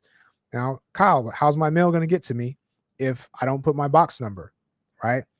In my experience, depending on who you're working with, if your business name is on the piece of mail, right, and the right suite number, and that mail arrives at that company's doorstep, they're going to know who you are, and they will still get the mail to you, whether that's a scan or whether that's something else, right? So there's still ways to do that, even if it's not labeled. So that to me is the safer way to go if you are going to use one of these virtual addresses, right? Instead of using that other strategy that I shared.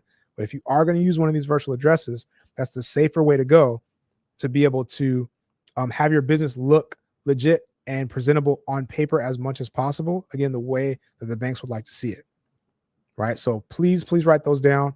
Those are pretty critical. Again, appreciate you guys' questions. Appreciate the follows. Again, if you're tapping in here, I want you to hit the like button. I want you to share this with somebody. I am energized, even though it's late where I am, energized to be able to share this information with you, right? Like I said, like and share.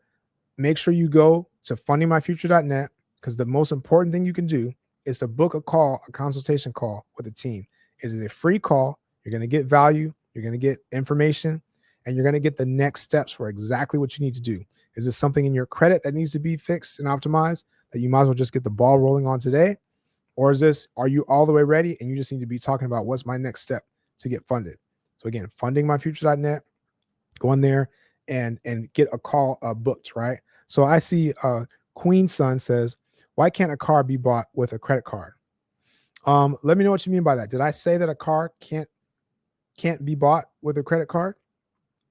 Right. So you could do it if you just have the funds to be able to just do it straight out. Right. Um, and let me know exactly what you're talking about before I answer that question. Right. Because if I've got money, like I said, even if the place is like, okay, we can't take that, you could liquidate the funds and be able to just purchase it. Right.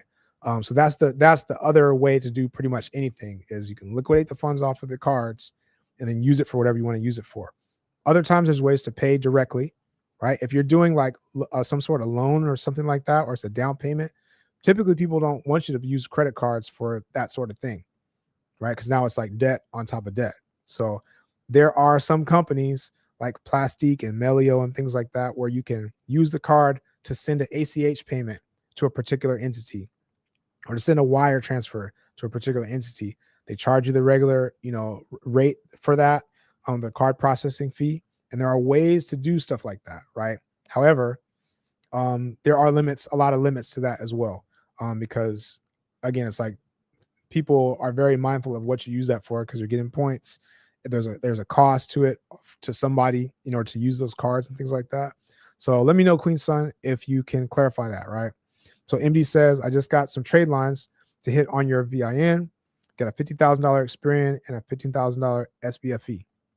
That's dope. That's dope. Again, depending on what is your goal with that. What's your goal? So if you have a clear map to say, when I build up my business credit scores, I'm going to tackle these types of loans or these types of products. Cool. Like I said, the thing that we're talking about tonight, even though our team can help with all the above, but I'm sharing with you the power of being able to leverage the 0% interest business credit, right? Some of that stuff may not even apply at all. What we're talking about is that personal credit profile and this business entity structure, like we're talking about. And I'm going to go on to the next points, but I do want to get to the rest of the questions, right? So let's see. Yep. So MD said you got everything paid down to less than 10,000 each business, and business credit, got the business owner's credit. Yep, business age. Okay. Yep. Yeah. And Monty, you said we got a lot of work to do. Hey, that's good. As having work to do is nice when you at least know what the work is that you need to do and you know where the finish line is, which is again why I suggest make sure you get a consultation with the team, because once you have that, then you have the whole map laid out to say, for my exact situation, these are the next steps. Even if it is some work, at least I know what the work is and I know that there's a finish line and I know I'm being guided along the way, so I don't have to do any guesswork. Take all the guesswork out of it. I'm being guided along the way to know like exactly what this needs to turn into, right? And then we buckle down and do the work, right? Because again, this is life-changing stuff, right? A lot of people do not get into their first real estate deal. They don't get into their first truck. They don't get, because they don't have the $30,000 that they need to save up in order to start that. They don't have the 20,000. They don't have the 50,000. It takes a long time to build up. And we're saying that potentially, if we can get you access to 120, 150, 100,000, or if you leverage a spouse or business partner, use the right strategy with the LOCs and all the stuff I've been sharing, you can double that up. And that's 300,000, 400,000. That opens things up considerably to be able to say, okay, maybe my first real estate deal, and maybe that could change the trajectory of your life.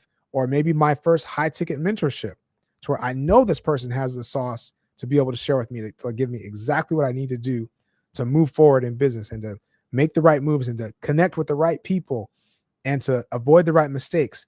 That could be your first high ticket mentorship coming from that business credit. And now what does that open up? Right. So again, this is very, very powerful stuff, right? So Detroit says, I can attest to that. And you should only post the suite. Yep, definitely post the suite number on the on your virtual address if you decide to use one. Like I said, the team can walk you through what this new setup is, where if we need to, we might be able to get more out of it if we actually leverage the home address for this phase, right? It can be a strategic move to do that. But if you're going to do it, then keep going. You said, do I have a class, Monty? Yeah, you can DM me if you want to know more about the classes that I offer. I've been going live here, sharing the information. If you want to know more, you can DM me. But like I said, the most important thing to do, that's like execution related is you're going to book a call with the team, right? Because now that's looking at your exact situation to say like, what's the next thing that I need for me in particular. If you're interested in the community, I'm going to be dropping a community where we can talk about this stuff and interact like-minded people and things like that. You can DM me and express your interest in that. But for now, like I said, to get you moving forward on execution wise, like this is what I need to do. I suggest you book a call with the team fundingmyfuture.net or hit the link in my bio. That'll take you to the same place. And you're going to hit the little button on there, and it's just like a 90 seconds to fill out the basic information. And then you'll get a chance to choose a call time, book a slot with one of the either the funding advisor or a credit advisor, depending on what your next step is. But either way, you're going to get mapped out. This is what I need to do. All right. Most important thing I can share. So let's keep going. I appreciate you guys tapping in and communicating this evening. So since you're trying to go to the dealership and grab at least 218 two 18-wheelers with corporate fleet financing. Yeah. Okay. Yeah. So that's what I say. If you're in the auto space and you need auto loans and things like that, then building up those business credit scores and things like that can be a significant stepping stone to be able to get that. And again, there are stories of people who have just built up my business credit, and then I was able to get a loan that was only on my EIN. It's a real possibility, right? But like I said, I don't want you to pass up on the power of being able to leverage these other angles too, and you can do both, right? So if you're building up, being intentional about building up your business credit scores in order to tackle that makes a lot of sense. But at the same time, you might as well build up, okay, what do I need to do to be able to access these 0% cars too? Because if you use it strategically, it's like, I use this for this, use this for that. Again, these credit cards also have rewards points and things like that too. So if you can leverage that properly, typically line of credit, term loans and all these other things, there's no rewards, anything.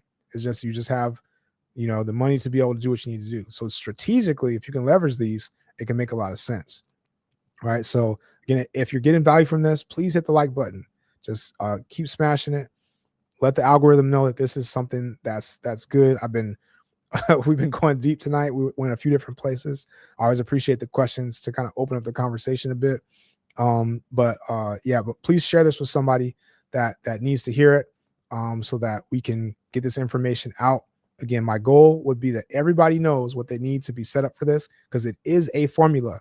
When you have the formula in place, you can get access to it, right? And how you access it and how much you access is going to probably vary depending on who you decide to work with or different things like that. However, you can take what I have given you tonight and run with it. That's the access point. I want everybody to be able to do that. So ideally, you can push yourself, your life, your business forward to the point where you can get that freedom financially and otherwise. And then you can just be operating in your God-given gifts and purpose and whatever value you have to bring to the world. And you can be focused on that without having to worry about money. That's to me, that's the dream. Right. So I appreciate you guys for tapping in, again, for asking the questions. And I'm going to keep scrolling through here, and let's see if we can, get this wrapped up nicely with any other question. I'm going to finish out the LLC entity structure, just a few more points. Right. So MD said you did a full consultation and you're going to need help with the credit stacking up the credit cards. Yeah. And that's exactly what we can help with. Right. Because again, if you're doing that stacking method, it is very nuanced and the sequence matters and things like that. So it makes a lot of sense to work with a team on that so that you can get the specific, like you just take all the guesswork out and all that extra legwork too.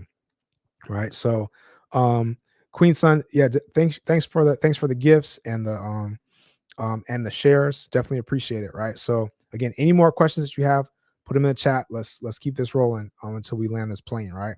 So next is we talked about the business address, right? Business address is super important. I gave you those nuggets on how to check your address.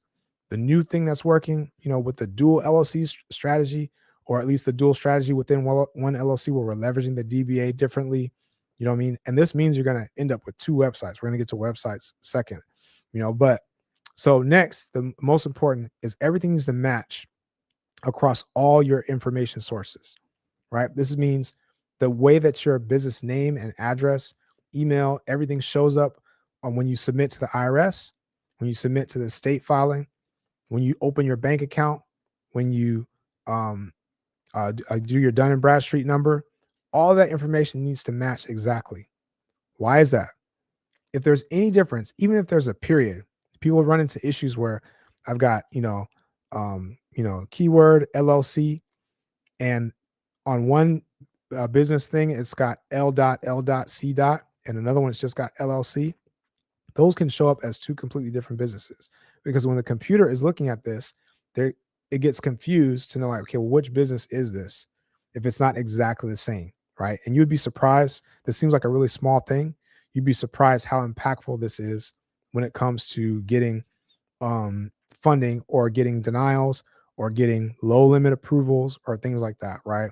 So again, we're talking about what factors you need to maximize your results, maximize the results, right? So everything needs to match across everything as much as possible. And again, if you have this started, you're just gonna have to take the time and do the work to get everything lined up properly, right? And again, please, I encourage you to do it under the consultation and the guidance of the team, so you don't have to do the guesswork and do something and then have to undo it later. Even though I've shared a lot, there's a lot that we were not able to go over because of the time constraints here. So I would want you to have your situation looked at, your profile looked at, your goals looked at, so you can say, okay, this is exactly what I need to do, right? So we got all that. So once everything you have your business address, you have your name, those are checked out. Now you're actually ready, in a good position to either open your LLC if you haven't yet, right? So then once you do that, we can also have a business phone number, right? This is all a part of the matching information that we want to have, right? Business phone number. And this, we want something dedicated. If you can do toll free, that's great. You can get this type of funding on a like a non toll free, a local number, even like a Google Voice. But if you do want to get, like MD was talking about, I want to get these, equipment financing and different things like that. You want to be as legit as possible with this stuff. So I can get a toll free number. You can do Grasshopper or something like that. Get a dedicated business line and make sure that's solid, right? Now, next is a business website and a domain-based email address. With a business website, you want to be generic and simple. Don't go crazy. You have a landing page that looks clean. It's got some stock photos that look good. It's got the business name, right, that we checked is all good to go, and the generic, right? It's got the business logo, right? It's got a business address on there. It's got your phone number, the business phone number. All that information is there, so it's like clear to see. It doesn't have to be complicated. You can literally go to Fiverr.com, have somebody make it for you tonight, pretty much in 20 minutes for $20, right? Or you can do these AI tools. So like GoDaddy, if you got your domain on GoDaddy, they have an AI builder, and you can just put a site together that's generic and simple and gets the job done, right? Now, once you have that domain, you also need a domain-based email address, right? Don't do Gmail, don't do Yahoo. We want it to be as legit as possible. Again, this matters a little bit less if you're only doing 0%, right? Because again, that your personal profile is so important as far as what you're able to leverage and access, right? But once you start getting into these other products and things like that, that's when it starts to matter a bit more of how you have it set up and where you have it set up, right? So that a domain-based email address, info@ such and such.com, or Kyle at such and such.com, right? And that's an important one. So once you have that, if you got all those things ready and lined up, then you can open your LLC. And when you open your LLC and do all the different filings and different stuff like that, then now all the information can be lined up from the beginning, and you don't have to worry about it, right? That's the best way to go. If you don't have that, no worries. Now we can just do the work to make sure everything is lined up properly according to what we just talked about. All right. So then you have your EIN, your estate filing, your operating agreement, solid, Dun and Bradstreet number. Again, you don't have to have a PAYDEX score or anything like that for the 0% funding that I'm talking about. But you having a Dun and Bradstreet number does kind of make it more official. You know what I mean? Even if there's no score reporting. The score does help, but you don't have to have it. So a business bank account, your bank account's the same thing. We talk a lot about leveraging relationships, something that some people don't do because it takes time to do. But When you open bank accounts with a bank and deposit money in there, you establish a relationship, and relationships matter. The more little connections that you have, you increase your internal bank rating, and that improves your chances of funding or improves your limits that you're going to get. It changes the game. And you have to know which banks that matters for and which banks it doesn't. Because there's some credit unions and banks where they don't care how many relationships you have. They're going to fund you for this amount, period. So you don't have to waste time doing it. Other banks are like super anal about that, where like they want you to have a personal checking, a personal savings, a business checking, business savings, a loan product or something else with them. The more of those things you have, merchant services, like PNC, for example, is like, hey, a merchant services can give you a good internal rating if you leverage that product and you've been using it, even more impactful sometimes than the credit profile that you bring, so it just kind of depends on the nuances.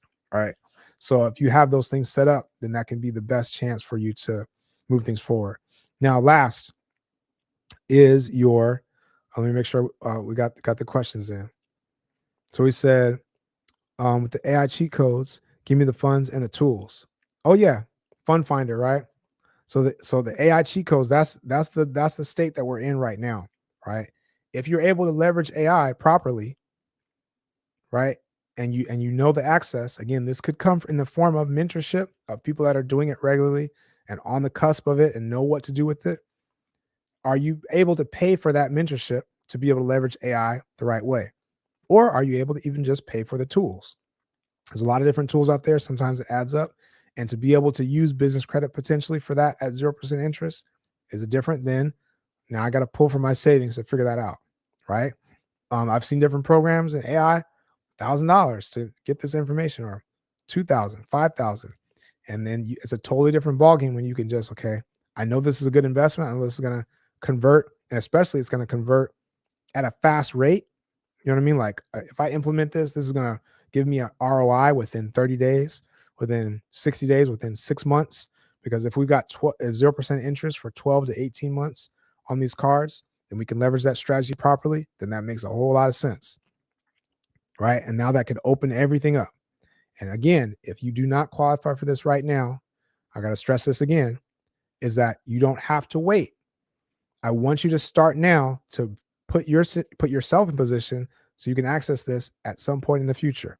Start now, right? No matter where you are. However, while you wait and while you build, you can still leverage a credit partner, somebody that has the credit profile, they're sitting on it, and they can get funded, and you guys can work together on what the funds go towards, right? So no matter where you are, you can start today. The third thing you can do that I didn't mention before, third thing you can do is to be able to leverage the information, right? Leverage the information to move forward and say, I can refer people. Now that I know, Kyle, you gave me the blueprint for what things are needed in order for a person to be funded for this. So now I can start to refer people and get paid out along the way as an affiliate partner, right? On these deals.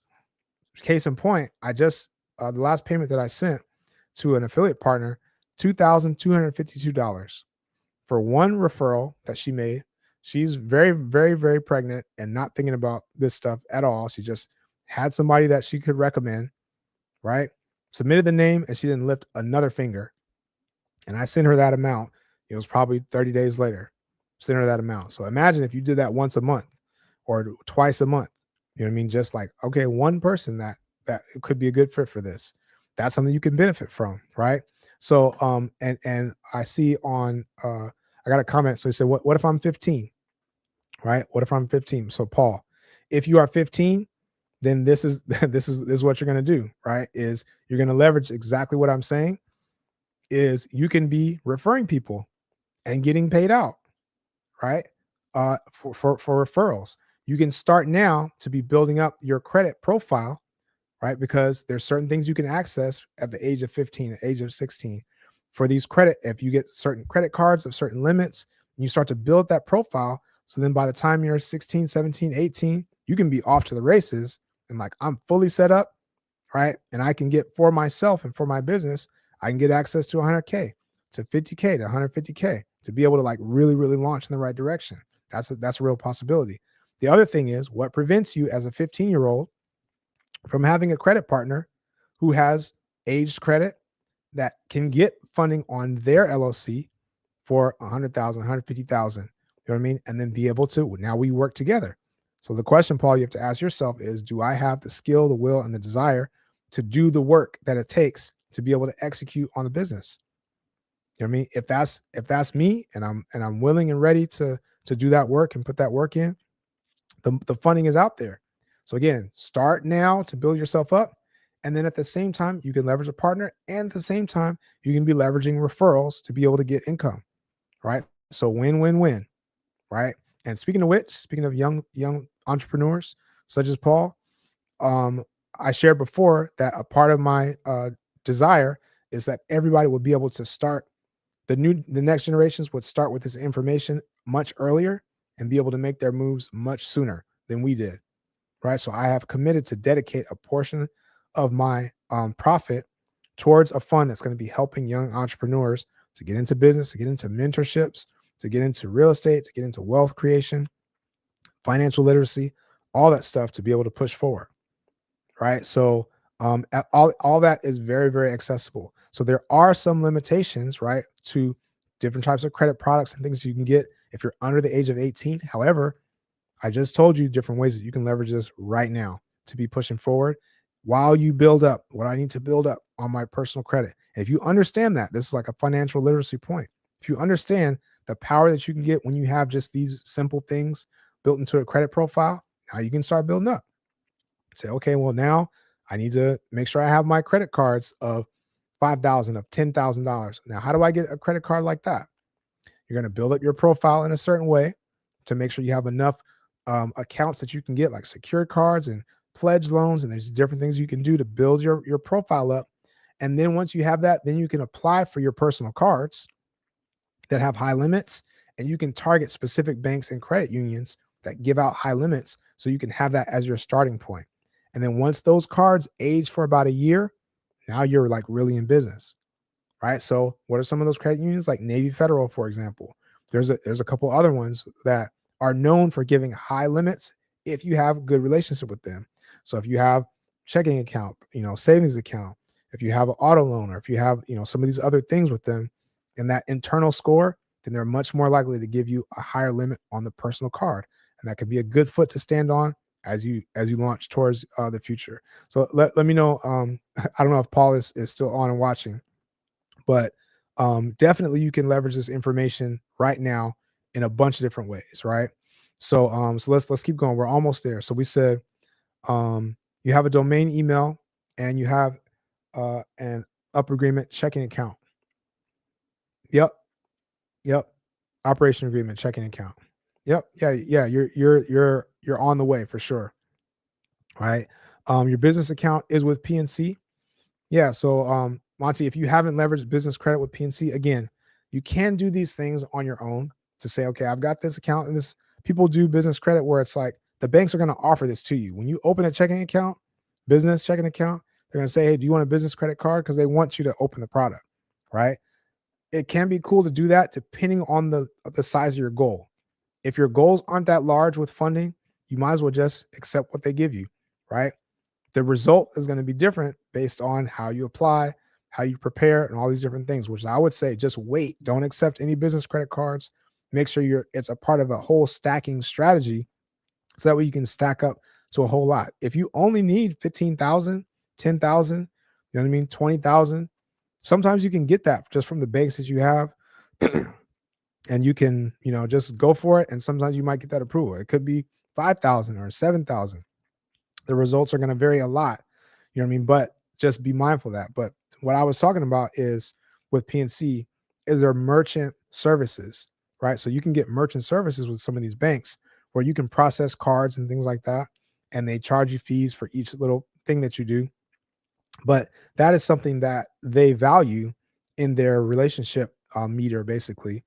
So where if you have a merchant services account, then that gives you a good internal score. So that's something you can open up before you apply for the business credit, so that you're increasing your internal score, and then increases your approvals when it comes to business credit. Again, this is like serious game, you guys. I can't emphasize enough like that I've paid money for this. like I said, and I want to share this with you for free so that you can push things forward, right? So that's why I appreciate those of you that are asking questions and getting squeezing the value out of this. Like I said, it's it's late where I am. You know, I mean, I got things to do, but I appreciate this opportunity to be able to share this information with you because I believe it's so powerful and so impactful, right? So I appreciate you guys. I appreciate you guys hitting the like button, sharing this with people. So and I appreciate you for pouring into yourself even at this time of night, depending on where you are, pouring into yourself to be able to, push your life forward, basically, right? So Monty says, I need to be able to purchase and renovate homes, and that may be out of my reach at this point. But thank you so much and good night. Yeah. So out of your reach, out of your reach is an interesting term. It may or may not be to purchase and renovate homes. What kind of homes are we talking about? Because I just told you we can either use this to be able to leverage into, liquid cash purchases, right? So if we got 150K or 120K, and if you line yourself up and you could be ready in the next 30 days, the next 60 days, the next 90 days, that's not out of your reach anymore. That totally changes the game for that, right? You can liquidate to be able to have a down payment to get with a hard money lender. So maybe you don't have the whole amount, but you got the down payment with the hard money lender, and then you're using the rest of your business credit to cover your construction costs along the way until you get your draws from the lender, right? So again, this is like a more deeper real estate stuff, but you can use the business credit. Now this is totally within your realm. This like opens the door like immediately. Again, this is why this is so powerful. It opens the door right away. And if we're saying you could be 30 days away from that, that's a totally different ball game. Right. But I appreciate you, Monty, for tapping in this evening. And let's continue to stay in touch. I assume you got to get some rest wherever you're at, but hopefully this was valuable for you to get this information. But like I said, this is something you can access right now. That changes the whole thing. The other thing is, depending on the deal that you have, that 100,000 that you got, that 150,000, 80,000, maybe some of it is leveraged towards mentorship. So you can get the right contacts, the right network, the right, you know, tools and things like that to know like how to execute this properly. The rest of it could be towards a whole deal, depending on the market that you're doing.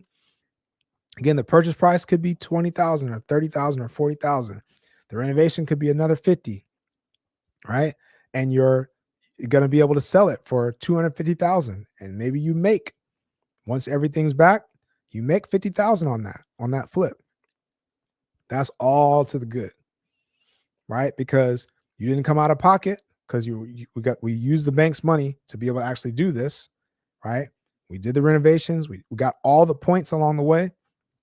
This is why this is really powerful for real estate people when you use it properly. But you benefit from all the points along the way, right? You don't have to come out of pocket. Your personal credit is still intact. Your personal credit scores are still solid. You still got hopefully some savings that you can leverage, you know what I mean, and some cushion and things like that. And once you pay this off, you use these business credit cards and things like that. Once you pay them off, now you can go for credit limit increases because you show that you managed it well. And if you've got a 30,000 or 35,000 or $40,000 card, the increase on that, ideally, you're going to be recommending or requesting 30% to 40% increase, 20 to 40% increase, right? So now we're talking about instead of a $40,000 card, now you got a 50,000. Now you got a 52,000. You know what I mean? And that was in maybe 6 months. Now you can level that up across all of your cards. So that starts to add up very, very quickly, right? So this can be leveraged for real estate like right away. Like I said, it changes the game. And if you are not ready, but you do have the knowledge, the skill, the will to tackle real estate and do deals and do the work, or you know which mentor is like, okay, this is the person that can give me the exact things that I need. And if I can just get access to them, then I know I'd be good.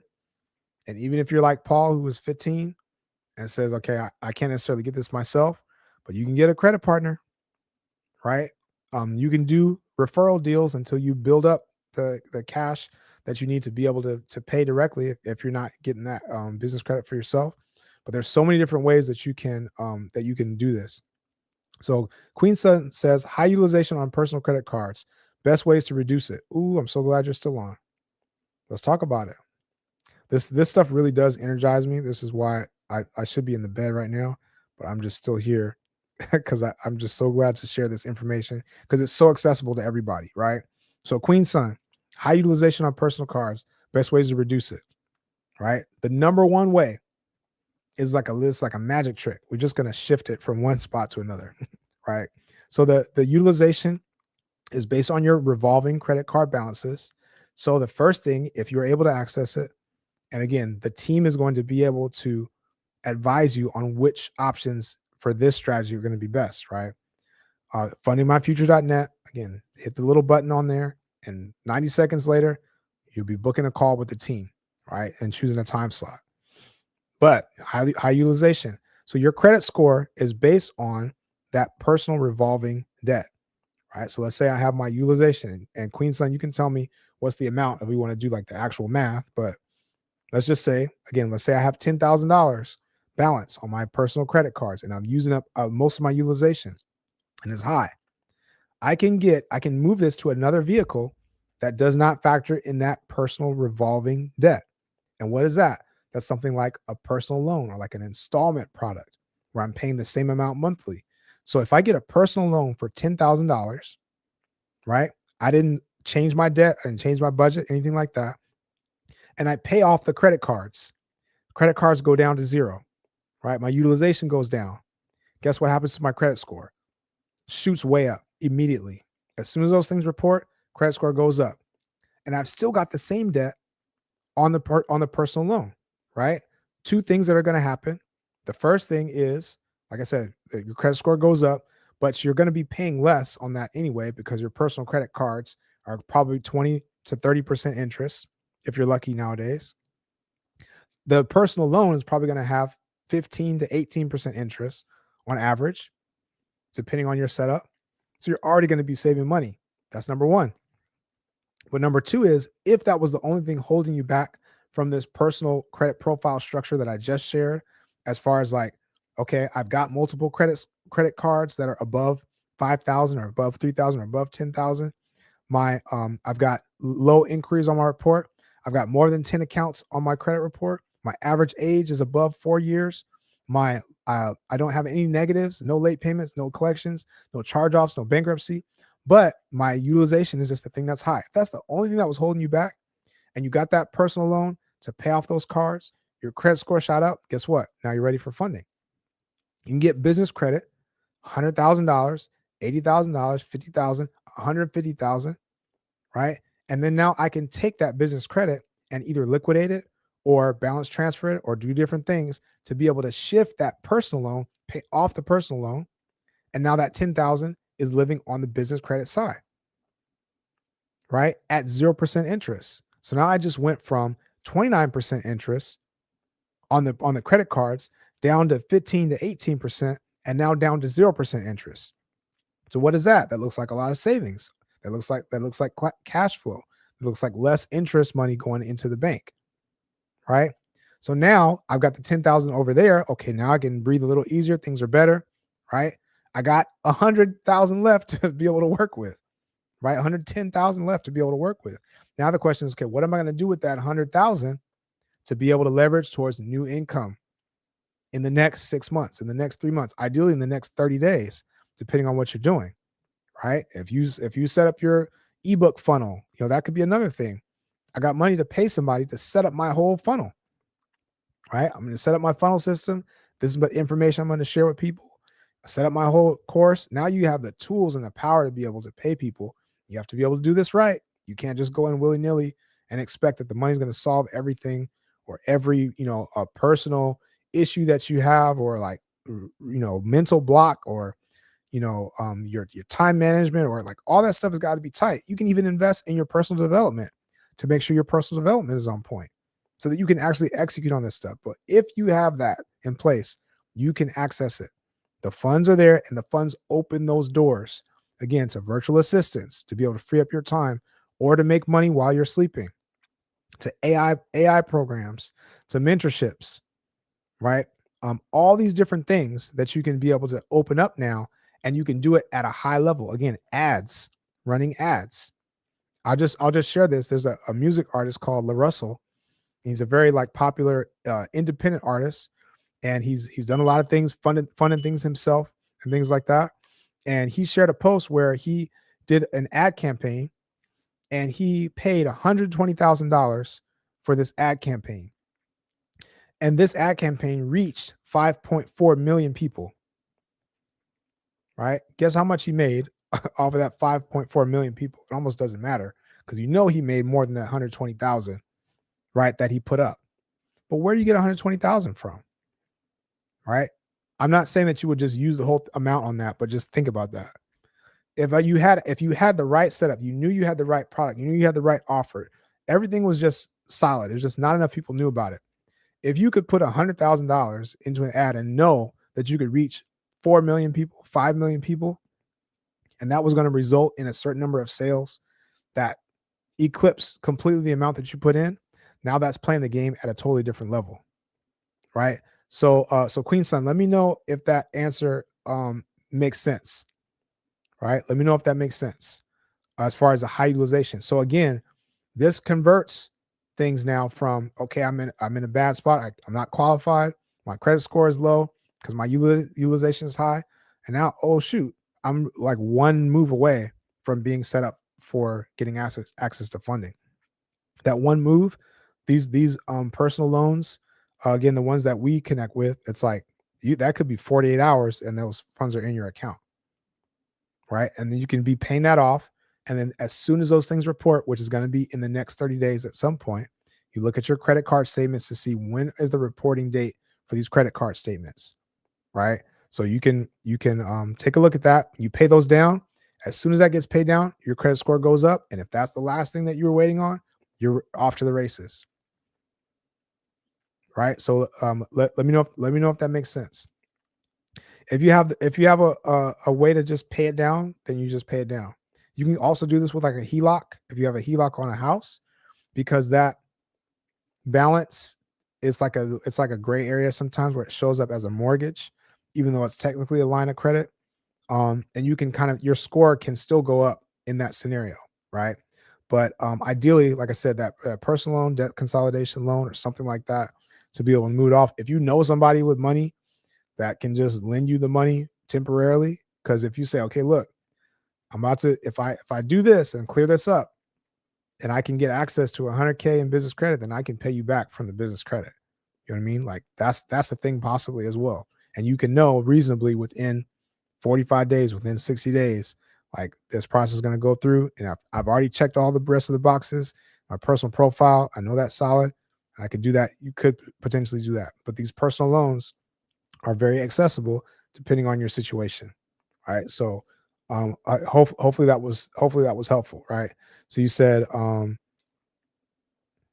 yep, it's like refinancing. It's like refinancing. Yep, we're playing chess, Queen Sun. We're playing chess and not checkers. 1,000%. 1,000%. Right. And again, you're playing chess when you know these strategies, like you know these little nuances and things like that. And it's a lot to know, which is why again I say if you connect with the team, that's the best way. That's the best way to position yourself to be able to maximize on this and reduce all the guesswork. So again, I want you to go to fundingmyfuture.net, click the little link, and put your information in there. It takes about 90 seconds, and get a call book with a team. And that's going to reduce your mistakes, right? DAF, thanks for the info. Have a good night. You have a good night as well. Yep, you have a good night as well. So I'm gonna, like I said, we went through it. I think there's one more thing I to share just to finish it out. Right? Oh my goodness. One more thing I got to share just to finish this out. And this is the ending part of the business entity structure. We talked about all this stuff, right? The name, we talked about the address, the phone number, the website, right? But your online presence needs to be solid as well. All right. Again, we're landing the plane here. So if this has been valuable for you, again, hit the like button. Make sure you follow me, but keep hitting that like button. We might, who knows, we might cross 10,000, from our first time this evening. But keep hitting that like button and share this with somebody too. Maybe we'll just get these last little nuggets in, right? So the online business presence needs to be solid. If somebody Googles your business, does it show up? It's like a very basic thing, right? But if it doesn't show up, they don't know who you are, they can't verify that, then that's much less likely that you're going to get approved. If it does show up, then this is like the computers or whoever's looking at this briefly and said, this looks like a legit thing, right? If you're there, then that's where you're moving things forward. So what does that mean? Is your Google, you can submit your information to Google My Business so that your business shows up in Google, right? The Google panel and things like that. You can submit your information to those things, right? So the next is, does it show up on Yelp? You can submit your information to Yelp, have it there. You can have some friends and colleagues to give you some reviews on there, even better, right? More legit. And then you got more SEO, you got more places that you're showing up instead of just you're saying that you're in business, but you got no website. There's nobody can contact you. What kind of business is this? Right. So that's the other thing. Bing, submit your information to Bing so that you show up in the Bing results.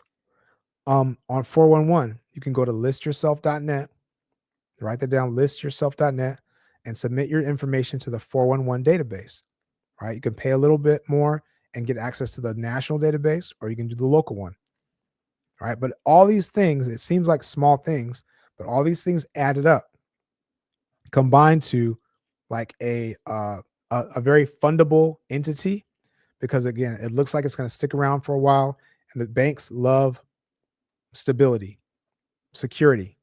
If it seems secure, then they want to get into it, right? So, so that is the blueprint, right? The two pillars are your personal credit profile, not just the score, the personal credit profile, and the business entity structure. Hey, there we go. 10K, 10,000 likes. Appreciate you guys. This is we've made history tonight. 10,000 likes, right? Thank you guys so much. And we're still pushing forward, but again, I do appreciate this opportunity to be able to share this information. I think it's very powerful. Like I said, it's very accessible. It's something you can do. It's something you can leverage now in multiple ways. Yep, Queen Sun, let's go, let's go. I got to figure out a way to celebrate without waking up my family in the house. Right. So the quiet celebration. But yeah, but thank you so much. Thank you so much. But yeah, I do appreciate this opportunity to share the information.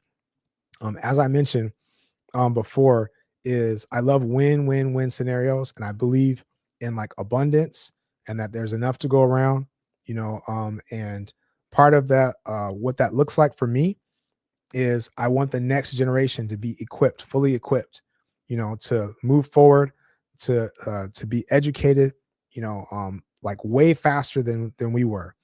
And so I've dedicated and committed to donate and reinvest a portion of my profits towards a fund that's going to be helping young entrepreneurs to get into business, get into real estate, get into trucking, get into investments, get into financial literacy, wealth building, so that the whole generational wealth landscape can change, right? And ideally, when we use these tools to be able to fast track towards success, and success in business really means adding value to the world, changing people's lives for the better, right? If you're doing it right, changing people's lives for the better, and the world just becomes a better place. And then once you get to that place, then it's much easier to focus even more on purpose, right? On my God-given gifts, on what am I doing, my legacy, you know what I mean? Like, how am I enjoying life? Like, what am I creating? Like all that stuff can be, supported once you push yourself into a place of freedom, right? So I want you guys to take this information, run with it. Queen Sun, definitely appreciate you. Definitely appreciate you. And you have a good night. Looking forward to connecting again later. I hope you have booked a call with the team. But thank you so much. And thanks for helping me to get over that 10K mark, first time in history. So we're definitely pushing in the right direction. So much love to you guys. I'm gonna stop it here, and we'll see you guys next time around. Peace.